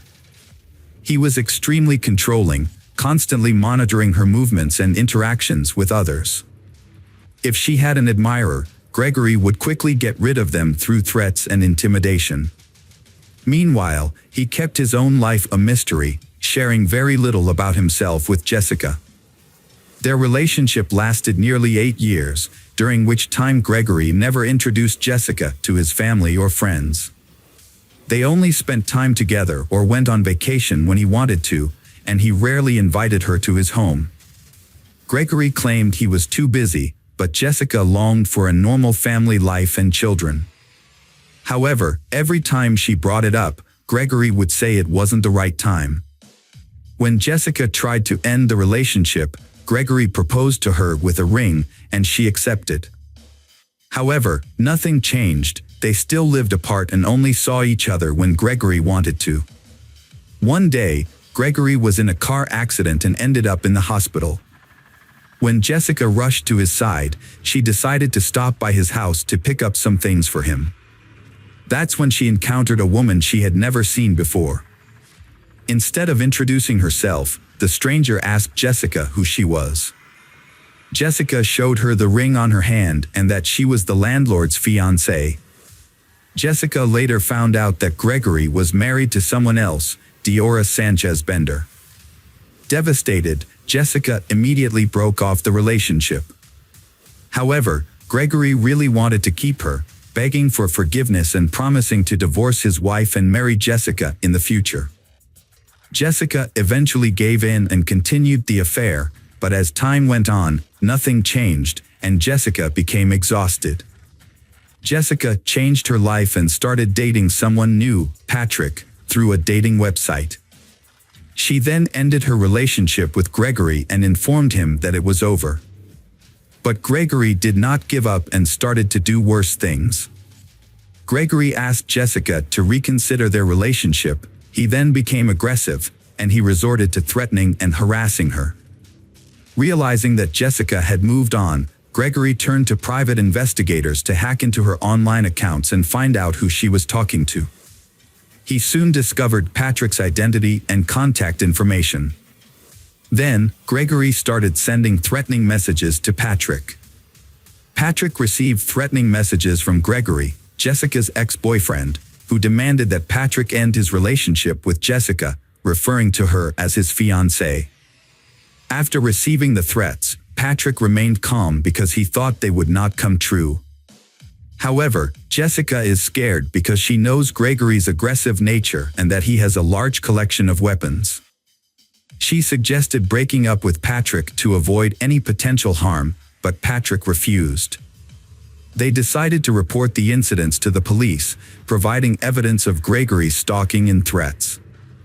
They obtained a restraining order, which prohibited Gregory from approaching or contacting them. Additionally, Gregory was required to surrender his firearms. For a while, the situation seemed to calm down, and they thought they had finally found peace. Nevertheless, Jessica convinced Patrick to install CCTV cameras around and inside their home, fearing that Gregory might violate the restraining order. Let's go back to the events of February 27, 2018. During the initial crime scene inspection, investigators quickly ruled out robbery as a motive. Instead, they believed the murder was personally motivated, given the nature of Patrick's injuries, which suggested a deep-seated hatred. Patrick, 25 years old, had 4 gunshot wounds, 1 in the thigh, 1 in the chest, and 2 in the head. The body also showed signs of a fall from a ladder. The body was found on the floor between the front door and the stairs leading to the second floor. Investigators theorized that the killer likely snuck into the house and waited for the owner, Patrick, on the second floor. When Patrick entered the house and began to climb the stairs, the killer ambushed him, shooting him in the thigh. As Patrick rolled down the stairs, the killer followed, shooting him in the chest and then twice in the head. The murder weapon, a rare pistol, was not recovered, but several shell casings were found at the crime scene. The police found 3 casings at the scene, but a 4th one was missing. This led investigators to suspect that the killer might have taken it as a souvenir. The initial suspect was Patrick's neighbor, a U.S. Army veteran who had a history of conflict with Patrick. The veteran had been involved in combat and had suffered a severe head injury, which led to the development of a mental disorder. The veteran was skilled with firearms and had access to rare guns. In a previous incident, the veteran had mistakenly shot at his neighbor, thinking he was a burglar. After his release, the veteran continued to harass the victim, accusing him of being a spy and threatening to expose him. The investigation initially centered around the veteran with a history of mental health issues, as his unusual behavior and mindset suggested a possible motive for the crime. Although he truly hated Patrick, he still had an alibi for the time of the murder, confirmed by many witnesses. As the police looked for evidence and attempted to provoke a response from the perpetrator, it became clear that the crime was not a robbery gone, as the house was undisturbed and valuables remained untouched. The only items missing were the hard drives containing video surveillance footage, making it impossible to identify who entered and left the house that day. Furthermore, no evidence was found at the crime scene. Forensic experts were unable to find a single fingerprint, shoe print, or DNA trace, suggesting that the murder was meticulously planned and executed. Although the investigation suspected Gregory's involvement, it seemed likely that he would escape justice due to the lack of concrete evidence. The police asked Jessica to help them with a secret plan to catch her ex-boyfriend, Gregory, off guard. She agreed to make the call, and as the police had hoped, Gregory answered. Jessica tried to lure him into a conversation, but it quickly became apparent that he had anticipated the trap and was not falling for it. Gregory seemed unflappable as Jessica confronted him about Patrick's death. When she accused him directly, he acted shocked and even offered her his condolences. Despite her best efforts to get him to lose his cool, he didn't give away any incriminating information. In the end, the police didn't have enough evidence to hold or question Gregory, so he remained at large, abiding by the terms of a restraining order. He appeared to have already distanced himself from Jessica, makes gathering evidence more difficult. As the police investigation stagnated due to lack of evidence, Diora Sanchez, Gregory's wife, called to reveal she had vital information about Patrick's death. Upon arrival at the police station, Diora told investigators about discovering a cryptic notebook in Gregory's office just days before the crime occurred. Upon flipping through the notebook's pages, Diora stumbled upon an entry containing an address she didn't recognize, accompanied by a series of cryptic digits that appeared to be a code. Diora had previously ignored some suspicious sketches made by Gregory, but when she saw a news report about a young man's murder, she realized the significance of those sketches. The crime scene's layout matched the drawings Gregory had made. Diora informed the investigators, who then obtained a search warrant for Gregory's house. Upon searching, the police found a mysterious notebook in Gregory's office, but several key pages were missing. They later discovered those pages in a trash can, carelessly discarded after being ripped out and crumpled. The pages contained a detailed plan of the crime, including turning off the victim's phone, wearing gloves, and using a special lubricant on shoes to avoid leaving footprints. The records also revealed that Gregory had been stalking the victim, Patrick, and knew his daily routine, including the time he returned home. Furthermore, Gregory knew the location of surveillance cameras in and around Patrick's house, suggesting this was a carefully planned and executed crime.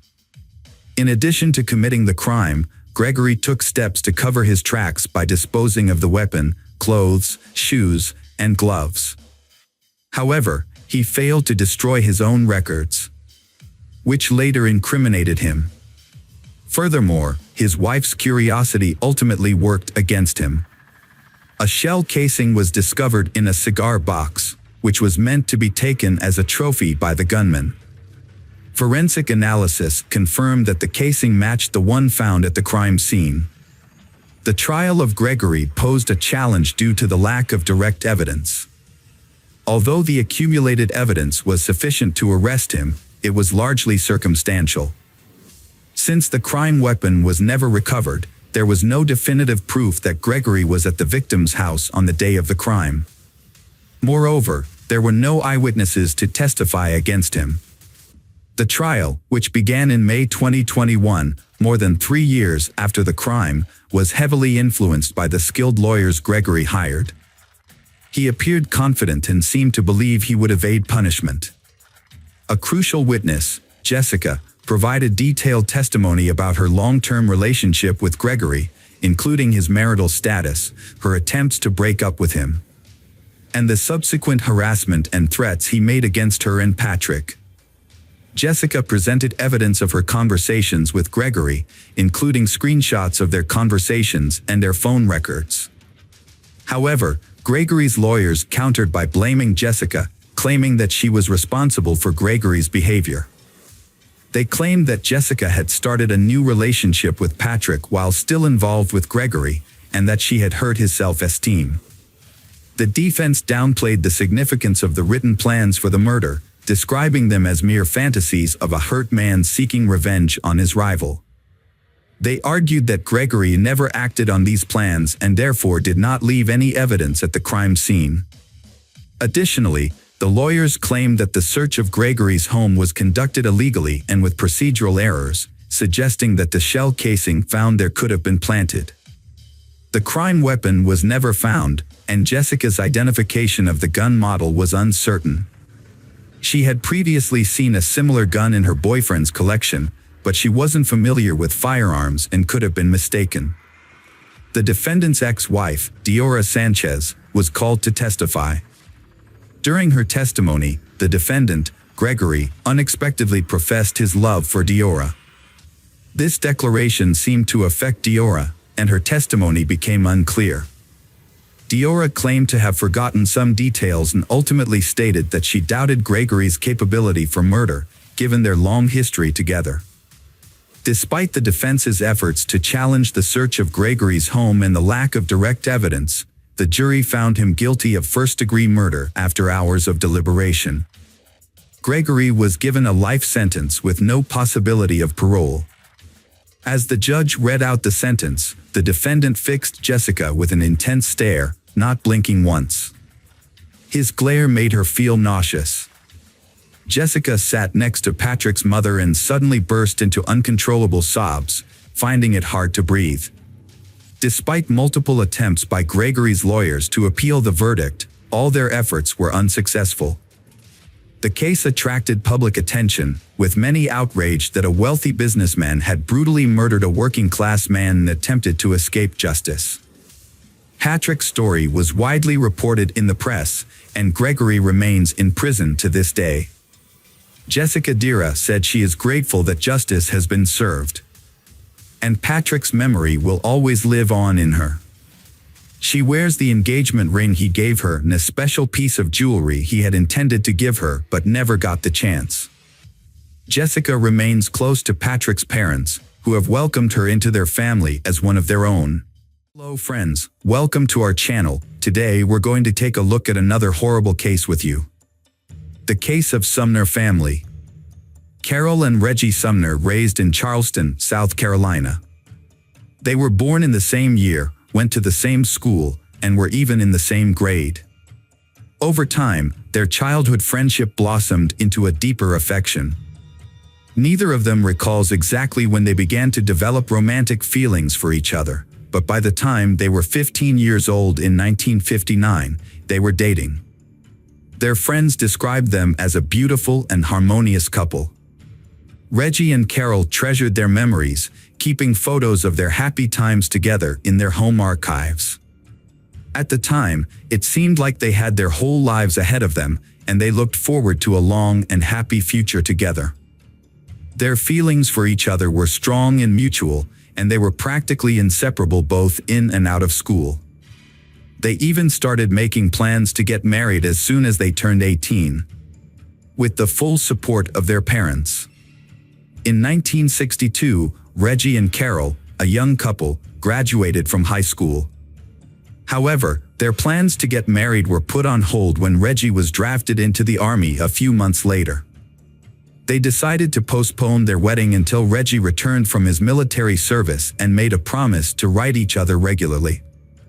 As time passed, the separation took its toll. Reggie was deployed to Vietnam.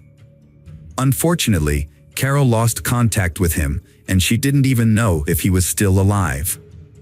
Despite the uncertainty, Carol continued her education and started working at the Charleston Air Force Base.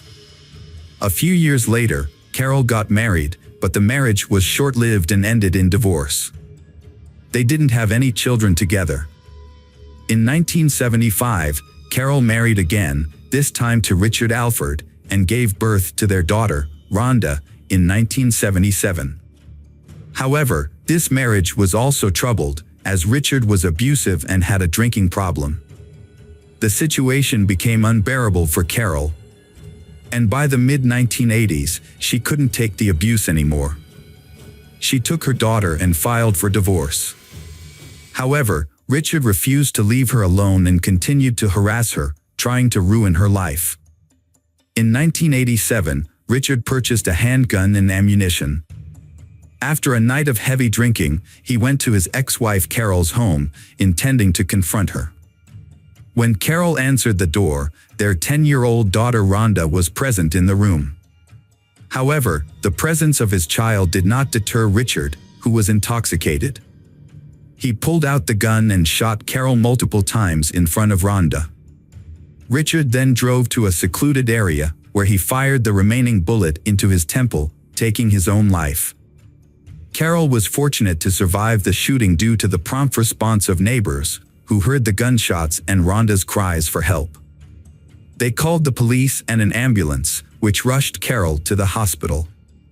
Carol's condition was critical, and she underwent several complex surgeries and blood transfusions. Although she eventually recovered, she suffered significant injuries, including complete blindness in her right eye and permanent disability. Years later, in the late 1990s, Carol's health began to deteriorate again. She experienced severe pain, weight loss, and weakness. After a thorough examination at the hospital, she received a devastating diagnosis: liver cancer. Tragically, as a result of being severely injured by gunshot wounds, Carol lost her position on an Air Force base. With cancer added to her medical complications, she found that physical strain, prolonged periods on her feet, and any heavy physical exertion exceeded her capability. Given these medical constraints, Carol then decided to re-enter the workforce as a call center operator for a cable television provider within her hometown, Charleston. Reggie was in Vietnam for a long time, and due to the prolonged war, he was severely wounded and nearly lost his leg. He spent a significant amount of time in the hospital, and during this period, his name was mistakenly listed among the dead. As a result, his relatives believed he had passed away. Reggie was fortunate to survive and eventually returned home. However, by then, he had lost touch with his former lover, Carol, who had moved to a different location, gotten married, and also assumed Reggie had died in the war. Years later, Reggie got married, but his war injuries led to the development of diabetes and other chronic diseases. He was never able to become a father, and eventually, his marriage ended in separation. Since then, he has lived alone. Reggie found work as a laborer at the local railroad and no longer expected any pleasant surprises from life. In the fall of 2000, Carol was having a typical day at work, answering phones and advising customers. When she picked up another call, she was shocked to hear a voice that sent shivers down her spine. It was a voice she knew all too well, her first high school love, Reggie. However, she was hesitant to respond, as she had thought Reggie was dead. After answering the customer's questions, Carol mustered up the courage to say Reggie's full name out loud. There was a pause on the other end of the line, followed by Reggie's timid question. Carol burst into tears, revealing that she was he had dated in high school, the one he had once wanted to marry. For several minutes, they both cried, unable to speak. Eventually, they composed themselves and discovered that they still lived in their hometown. They agreed to meet the next evening, reuniting after all these years. The next day, Carol spent hours getting ready for the date, trying on different dresses and perfecting her hair and makeup. As she looked in the mirror, she was reminded that time had changed her. She was no longer the young, vibrant woman Reggie remembered from the past. Still, she was eager to win him over once more. Their meeting was thrilling for both, having spent decades apart, and their conversation was unrelenting as they recounted stories from their lives, both happy and sorrowful, covering their previous marriages. Professional triumphs, struggles, health challenges, and basking in nostalgia as they reflected on their lost romance and first true love for one another. Reggie and Carol were determined to make the most of their reunion after a period of separation. They quickly fell into a routine of spending every day together, and within a couple of weeks, they decided to take the next step by moving in together. Just 5 months later, they got married, and Carol joined her husband in his home in the Riverland Terrace neighborhood. As they settled into family life, they initially resided in their hometown of Charleston, South Carolina. They were deeply in love, happy, and enthusiastic about building a life together. However, they faced some challenges, particularly with their health, as they were both still young but struggling with health issues. One of the neighbors who lived nearby was the Cole family, with whom Reggie had a long-standing acquaintance. The patriarch of the family, Stephen, had experienced firsthand the traumatic effects of the Vietnam War. Sustaining severe wounds during combat had resulted in confinement to a wheelchair for many years. His wife, Natalie, often prioritized her social life, spending time with friends at bars after work, instead of rushing home to take care of her family. As a result, their daughter, Tiffany, found herself frequently neglected and left unattended from a young age. Tiffany's situation improved slightly when she befriended the new neighbors, Reggie and Carol.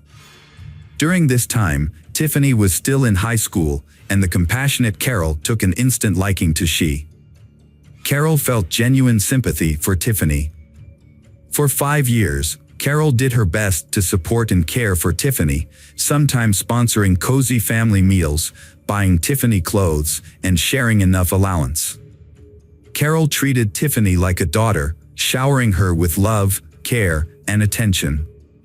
When the Carol and Reggie decided to sell their Chevrolet Lumina minivan in 2004, Tiffany asked to buy it from them on an installment plan, as she desperately needed a car but had no money.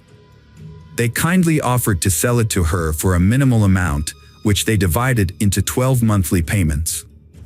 In early 2005, Carol and Reggie made a difficult decision to leave their home and relocate to Florida. Their health had begun to decline significantly, and doctors advised them to move to a warmer climate with ocean access. Since Carol and Reggie were both retired, they decided to make a big change and start over. Carol and Reggie sold their large home in Charleston and bought a new place in Jacksonville, Florida. They also purchased a new Lincoln Town car. They was very happy and settled into their new life, making plans for their future together. Carol would call her adult daughter Rhonda every day to share her thoughts, plans, and daily experiences. However, in June 2005, Rhonda was surprised and concerned when her mother didn't call her as usual. At first, Rhonda tried to brush off her worries, hoping that everything was fine with her parents and that they would call her back soon. But when the next day passed without hearing from them, Rhonda's concern grew. She tried calling her parents' cell phones every 30 minutes, but they were now out of service. She also left messages on their home phone, but none of them were returned. Rhonda set out on a solo road trip to check on her mother and stepfather in another state. After a 5-hour drive, she arrived at their house. What struck her as unusual was the absence of a car in the driveway. Things only got stranger from there. As she approached the front door, she found it slightly ajar, an eerie quietness, and a light on in one of the rooms despite the bright sunlight outside. Rhonda called out for her mother and stepfather Reggie, but received no response. She ventured into the kitchen, where she was greeted by a scene that looked like a sudden and mysterious departure. A table was set for two, with food that appeared to have been left untouched for days. The rest of the house was also in disarray, with belongings scattered about and doors and cupboards left open. Adding to the sense of abandonment and unease, their bedroom showed signs of a thorough search, but it was unclear what the person was looking for or who was responsible. On the bedside table, essential medications were left behind, including her mother's cancer pills, which she took 3 times a day, and Reggie's insulin, which he administered hourly. Notably, their cell phones were completely out of battery, rendering them useless. Rhonda quickly realized that her mother and stepfather were unable to leave their home without their essential medications and cell phones. She immediately contacted the police to report the incident, alerting them to the suspicious individuals. They in the car was quickly added to the wanted list, and all bank cards belonging to Carol and Reggie were frozen. The first few days of the search yielded nothing, with no sign of the imposters or any witnesses. However, on June 12, several developments led the police to close in on the perpetrators. A crucial lead emerged when a man, claiming to be Reggie, contacted one of the banks, complaining that his card was blocked and he was unable to withdraw cash. A bank employee grew suspicious when checking the card information and offered to resolve the issue by visiting a nearby branch, but the caller, Mr. Reggie, hung up. Minutes later, a woman called from the same number, claiming to be Mrs. Carroll, and reported a similar problem with her card being blocked. When the bank asked her to visit a branch in person, she refused, citing health issues, and urgently requested access to her savings. Her request was denied. The bank promptly handed over the call details and recordings to the police. The police investigation continued at the station, where they played the suspicious phone calls for Rhonda. She immediately confirmed that the voices did not belong to her Carol and Reggie. In fact, the voices sounded too young to be them. As a result, the authorities believed that the imposters were likely involved in the Carol and Reggie disappearance, either holding them captive or killing them after extracting information about their bank accounts and cards.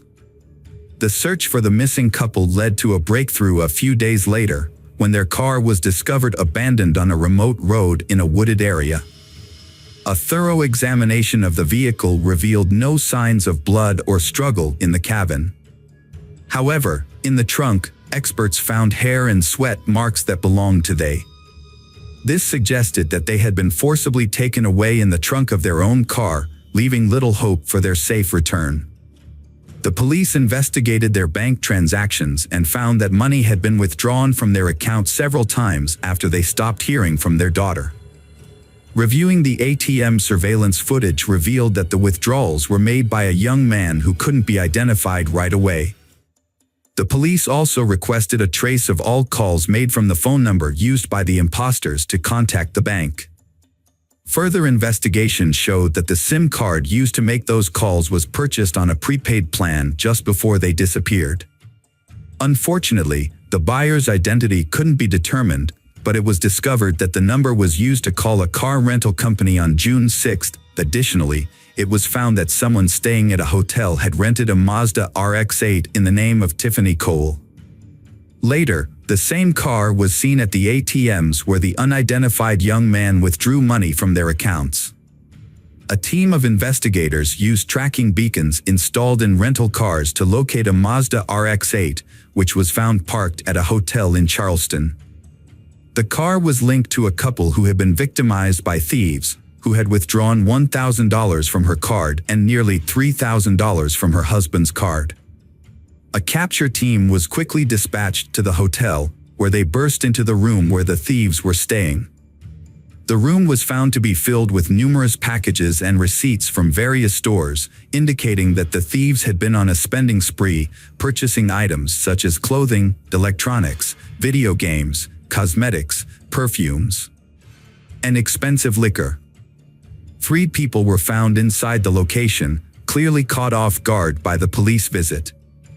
Tiffany Cole, 23, her boyfriend Michael Jackson, 24, and Alan Lindell Wade, 19, all appeared surprised, confused, and frightened as police placed handcuffs on their wrists.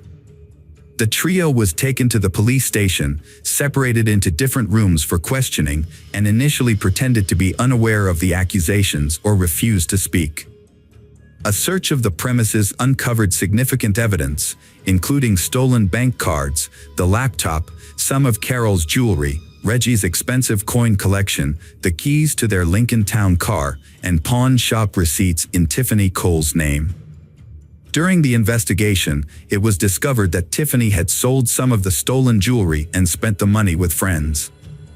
After several hours of interrogation, Tiffany finally began to talk, bursting into tears as she confessed that she and her friends had robbed the elderly couple but claimed no further harm was done. The group then went on the run, using the stolen money for their own gain. Tiffany also implicated another individual, Bruce Kent Nixon, 19, who was paid $300 for his assistance in the crime. She stated that they never saw Bruce Kent Nixon again after the incident. Bruce Kent Nixon's decision to commit a crime was motivated by a promise of a fixed amount of money, which he quickly spent on illicit substances. As a result, he did not make an effort to hide or flee, living in the same city of Charleston. He was eventually arrested at his parents' home. It began in May 2005, when Tiffany visited the Summers to make a payment on a car she had purchased 6 months prior. The Summers, Carol, and Reggie were known for their hospitality and would often invite Tiffany to stay overnight or for a few days, treating her to good food and gifts. On this particular occasion, Tiffany arrived with her new boyfriend, and they were both welcomed to dinner and invited to stay overnight. During dinner, the Summers discussed their new life, and Carol inadvertently revealed that they had nearly $100,000 left over from the sale of their Charleston home, which they intended to use to enjoy their retirement without financial worries. Unbeknownst to her, Carol's careless comment sealed her in her husband's fate. Tiffany and Michael exchanged a telling glance, and that night, they began secretly plotting to get their hands on the Summers' substantial sum of money. In the morning, Tiffany and Michael bid they farewell and returned to South Carolina.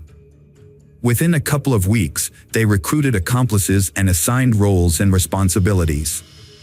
They then set their plan in motion. On June 6th, Tiffany rented an unassuming car. Meanwhile, Bruce Kent Nixon and Alan stole 4 shovels. Together, they drove to the outskirts of Jacksonville, where they identified a secluded spot in the woods and started digging a deep hole, which would ultimately become the Summers' grave. On the morning of July 8th, Tiffany purchased rope and duct tape from a hardware store, which she later provided to her accomplices, Bruce Kent Nixon and Alan. That evening, Bruce Kent Nixon and Alan approached the home of their intended victim, pretending to need assistance and asking to use the phone. Despite finding the young men suspicious, the homeowner, Carol, allowed them to enter. As soon as they were inside, they attacked Carol and her husband, who had rushed to her aid, threatening them with a toy gun.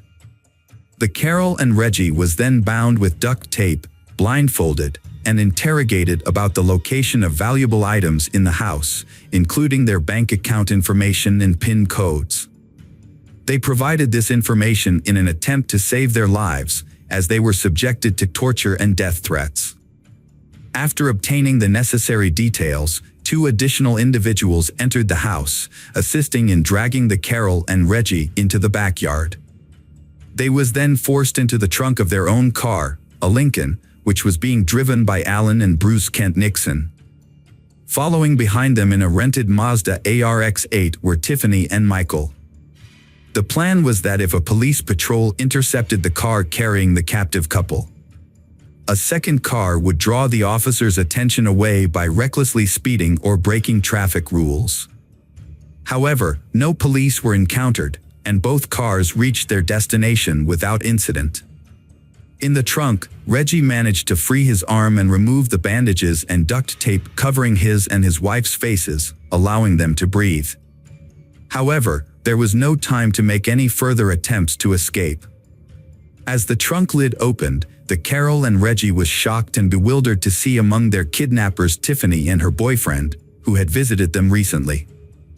The kidnappers led the captive Carol and Reggie several dozen meters through the woods to a pre-dug grave.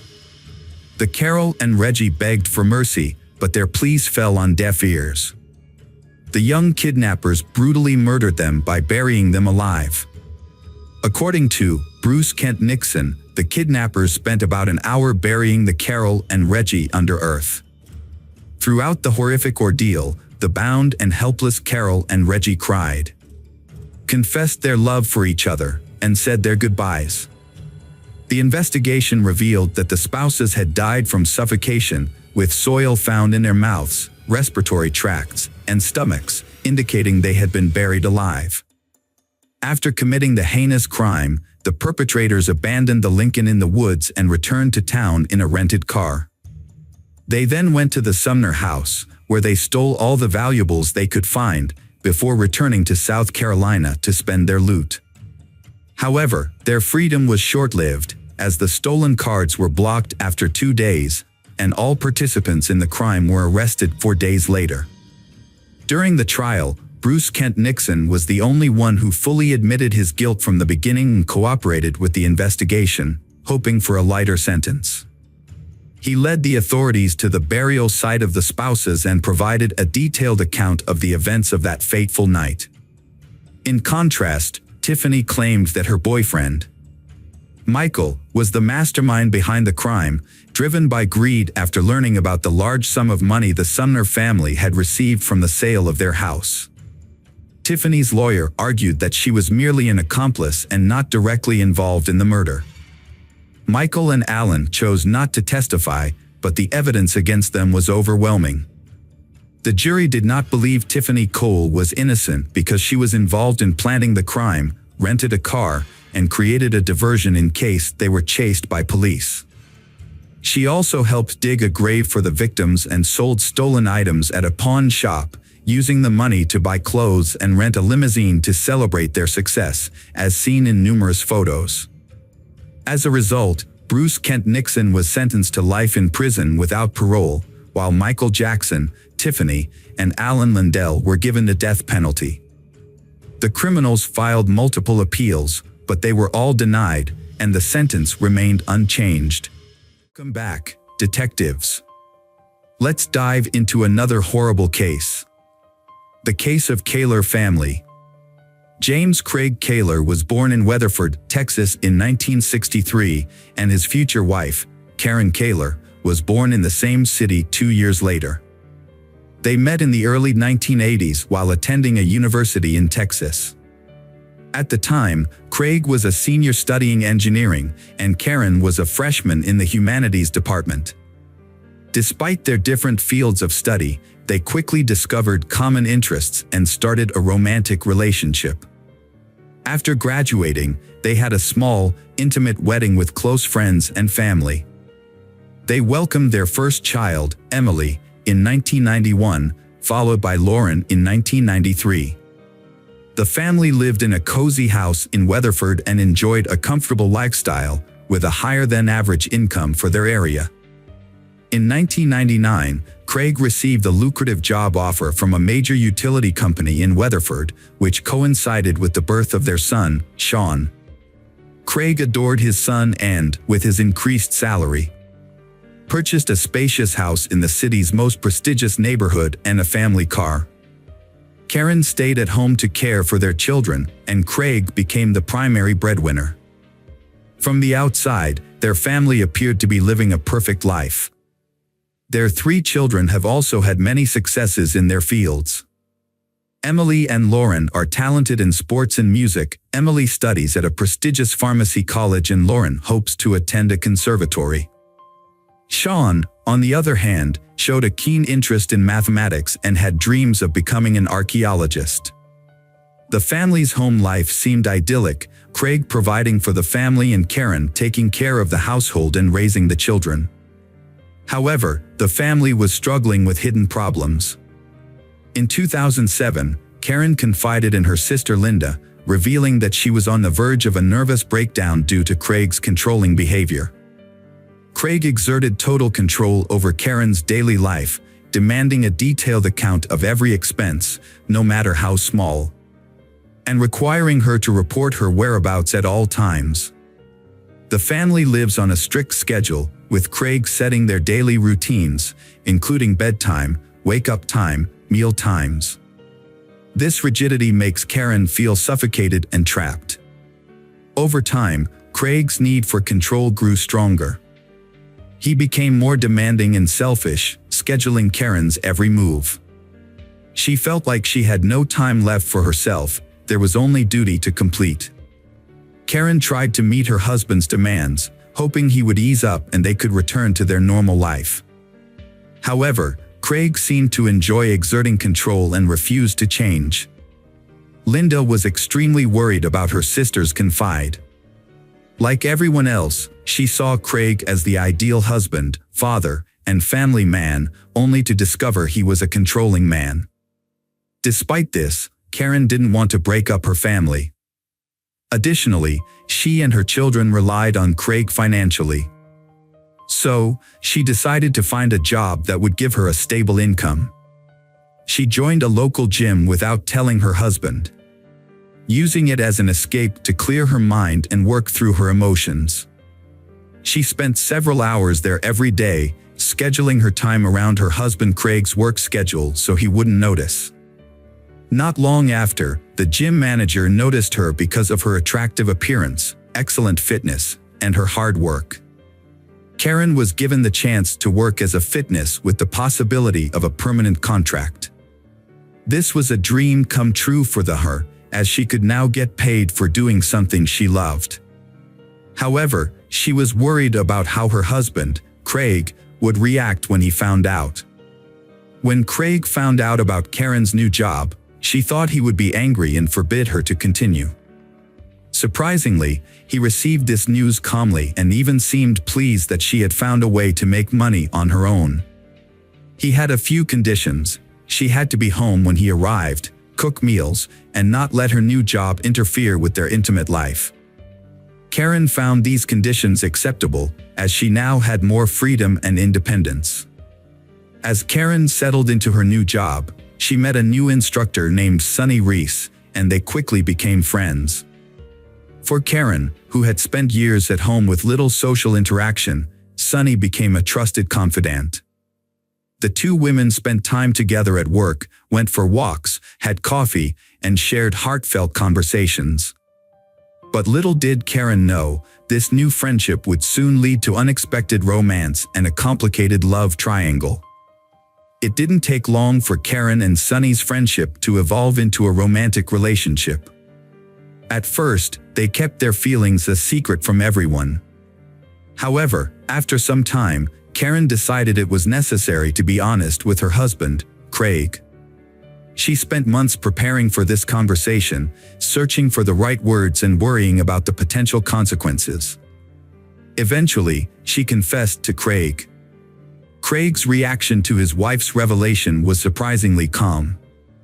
However, the next day, he made an unexpected condition for accepting Karen's relationship with Sonny, which was that he wanted to be a part of it.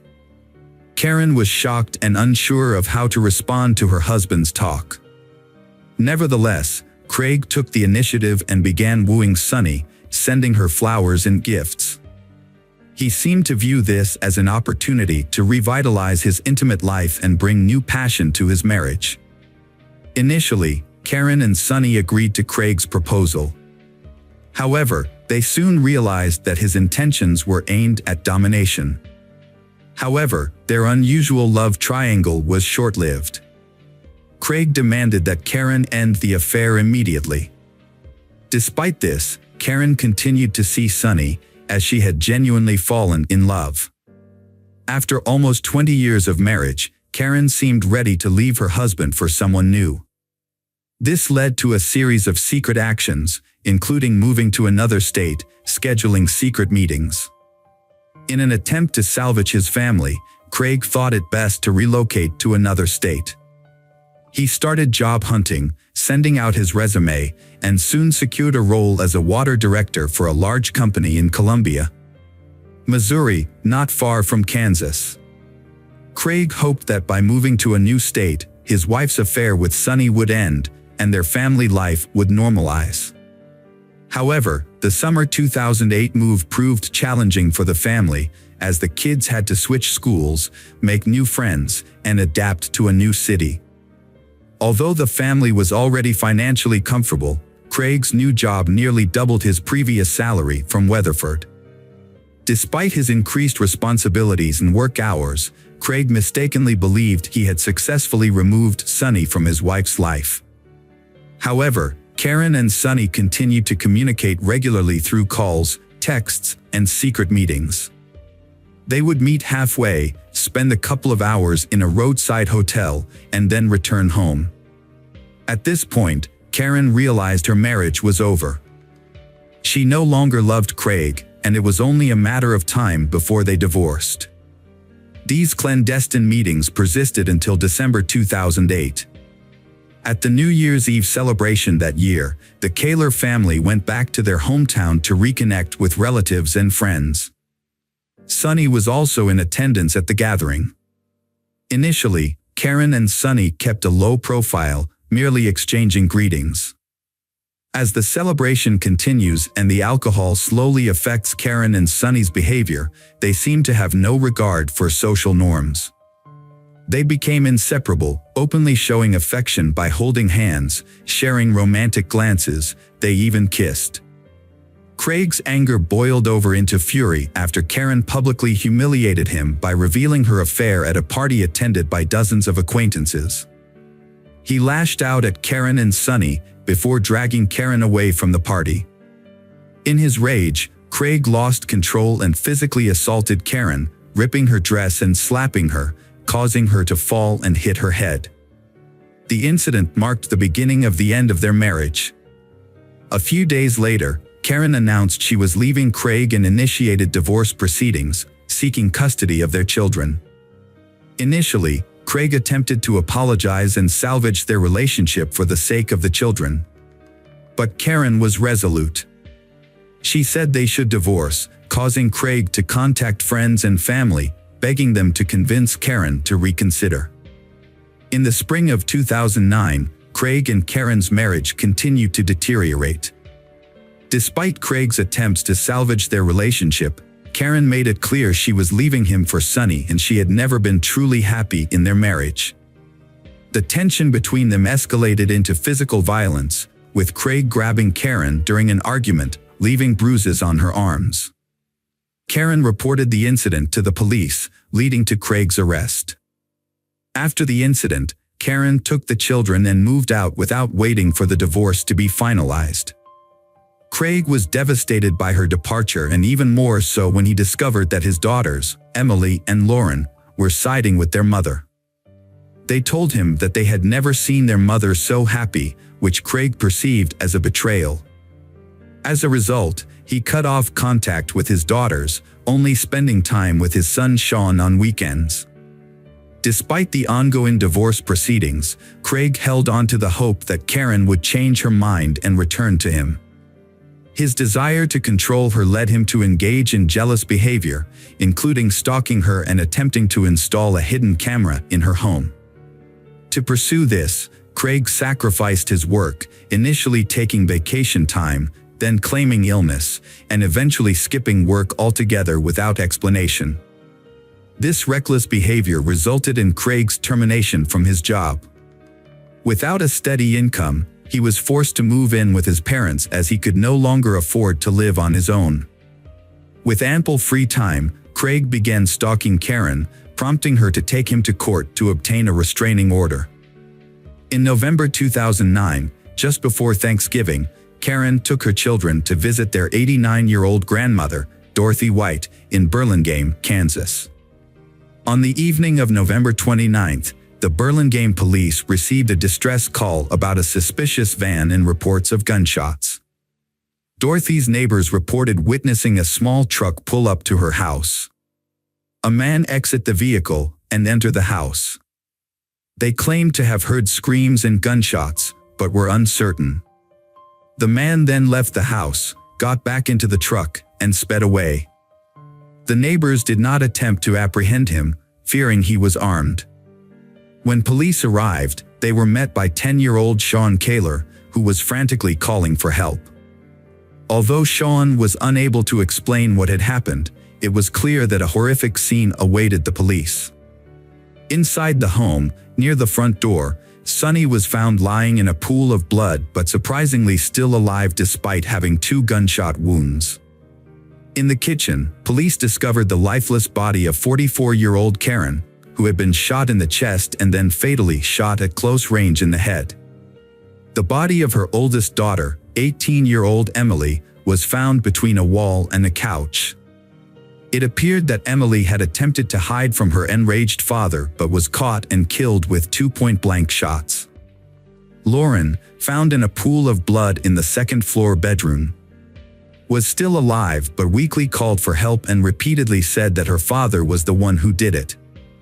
Dorothy and Lauren were rushed to a nearby hospital's intensive care unit. Despite the doctor's efforts, Lauren died on December 1st due to massive blood loss and internal organ damage. Her great-grandmother passed away a few hours later. Sean, the only surviving witness, was in shock. Psychologists worked with him, but a thorough interrogation was necessary as he was the only living witness to the tragic events at his great-grandmother's house. Sean recounted that evening, stating that his mother was in the kitchen preparing dinner when he approached her to ask for his favorite pie. Suddenly, the back door swung open, and his father entered with a shotgun, pointing it at Karen without a word. He shot her, then moved closer and fired again. Sean was initially frozen in horror. His father then turned to Sean but didn't aim the gun. Instead, Craig stared at Sean silently and intently. Sean realized he had to escape. So he jumped out the open back door. He ran towards the main entrance, hoping to alert his grandmother, sisters, and call for help. However, upon reaching the threshold, he heard several more gunshots. Fearing what he might find inside, Sean hid in a small outbuilding. He heard more gunshots and waited in terror, afraid that his father would come after him. Craig Kaler was immediately added to the wanted list, with a warning that he was armed and extremely dangerous. As police received multiple reports of a speeding truck, they were able to quickly determine the direction the gunman was heading. At one point, Craig abandoned his vehicle in a wooded area and began walking down a deserted road. Law enforcement soon caught up with him and apprehended him the next morning. Upon arrest, police found the rifle and ammunition in the back seat of the abandoned vehicle, along with prescription medication for depression and anxiety disorders near the driver's seat. Craig did not resist arrest and appeared confused and frightened. He admitted to being armed with a gun and a hunting knife, but claimed he did not intend to use them. He also acknowledged that he had done something terrible, which he believed the police already knew about. At the police station, Craig fully confessed to his crimes and opened up to the investigating officer. He shared how his wife had cheated on him with someone named Sonny and how they had humiliated him in front of friends at a New Year's Eve party. He explained how his attempts to save his marriage had cost him his job and what was left of his self-respect. Craig became emotional, stating that he didn't know how he had decided to take such drastic action and felt that everyone, including his daughters, had betrayed him. Craig's trial started in December 2010. Craig, advised by his lawyer Thomas Heaney, retracted his initial confession. He claimed his actions were due to mental illness and insanity, which was his only defense to avoid the death penalty for the murder of 4 people. Heaney argued that Craig was in a fragile mental state following a series of personal setbacks. His wife had left him for someone else, his children sided with their mother, he lost his job, and had to move back in with his parents. According to Heaney, these factors led to a breakdown, and Craig committed the crime while insane, without realizing what he was doing. However, the prosecution found no evidence of insanity or an altered mental state in Craig's actions. They argued that his actions were calculated, as he had purchased guns and ammunition in advance and went to the victim's house knowing his family was there. He shot each victim twice, ensuring no chance of survival, but intentionally spared his son Sean, allowing him to escape. In August 2011, Craig was found guilty on all counts and received a death sentence. At the final hearing, 12-year-old Sean testified, stating that he didn't want his father to die, as he was his only remaining close relative. Despite multiple appeals by Craig and his lawyers, the verdict has remained unchanged. As of today, Craig is still in prison, fighting to have the case reviewed and the death sentence overturned. After the death of his mother and sisters, Sean moved in with his grandmother. Now Sean has grown up and he has completed his studies and chosen to stay and work in his hometown.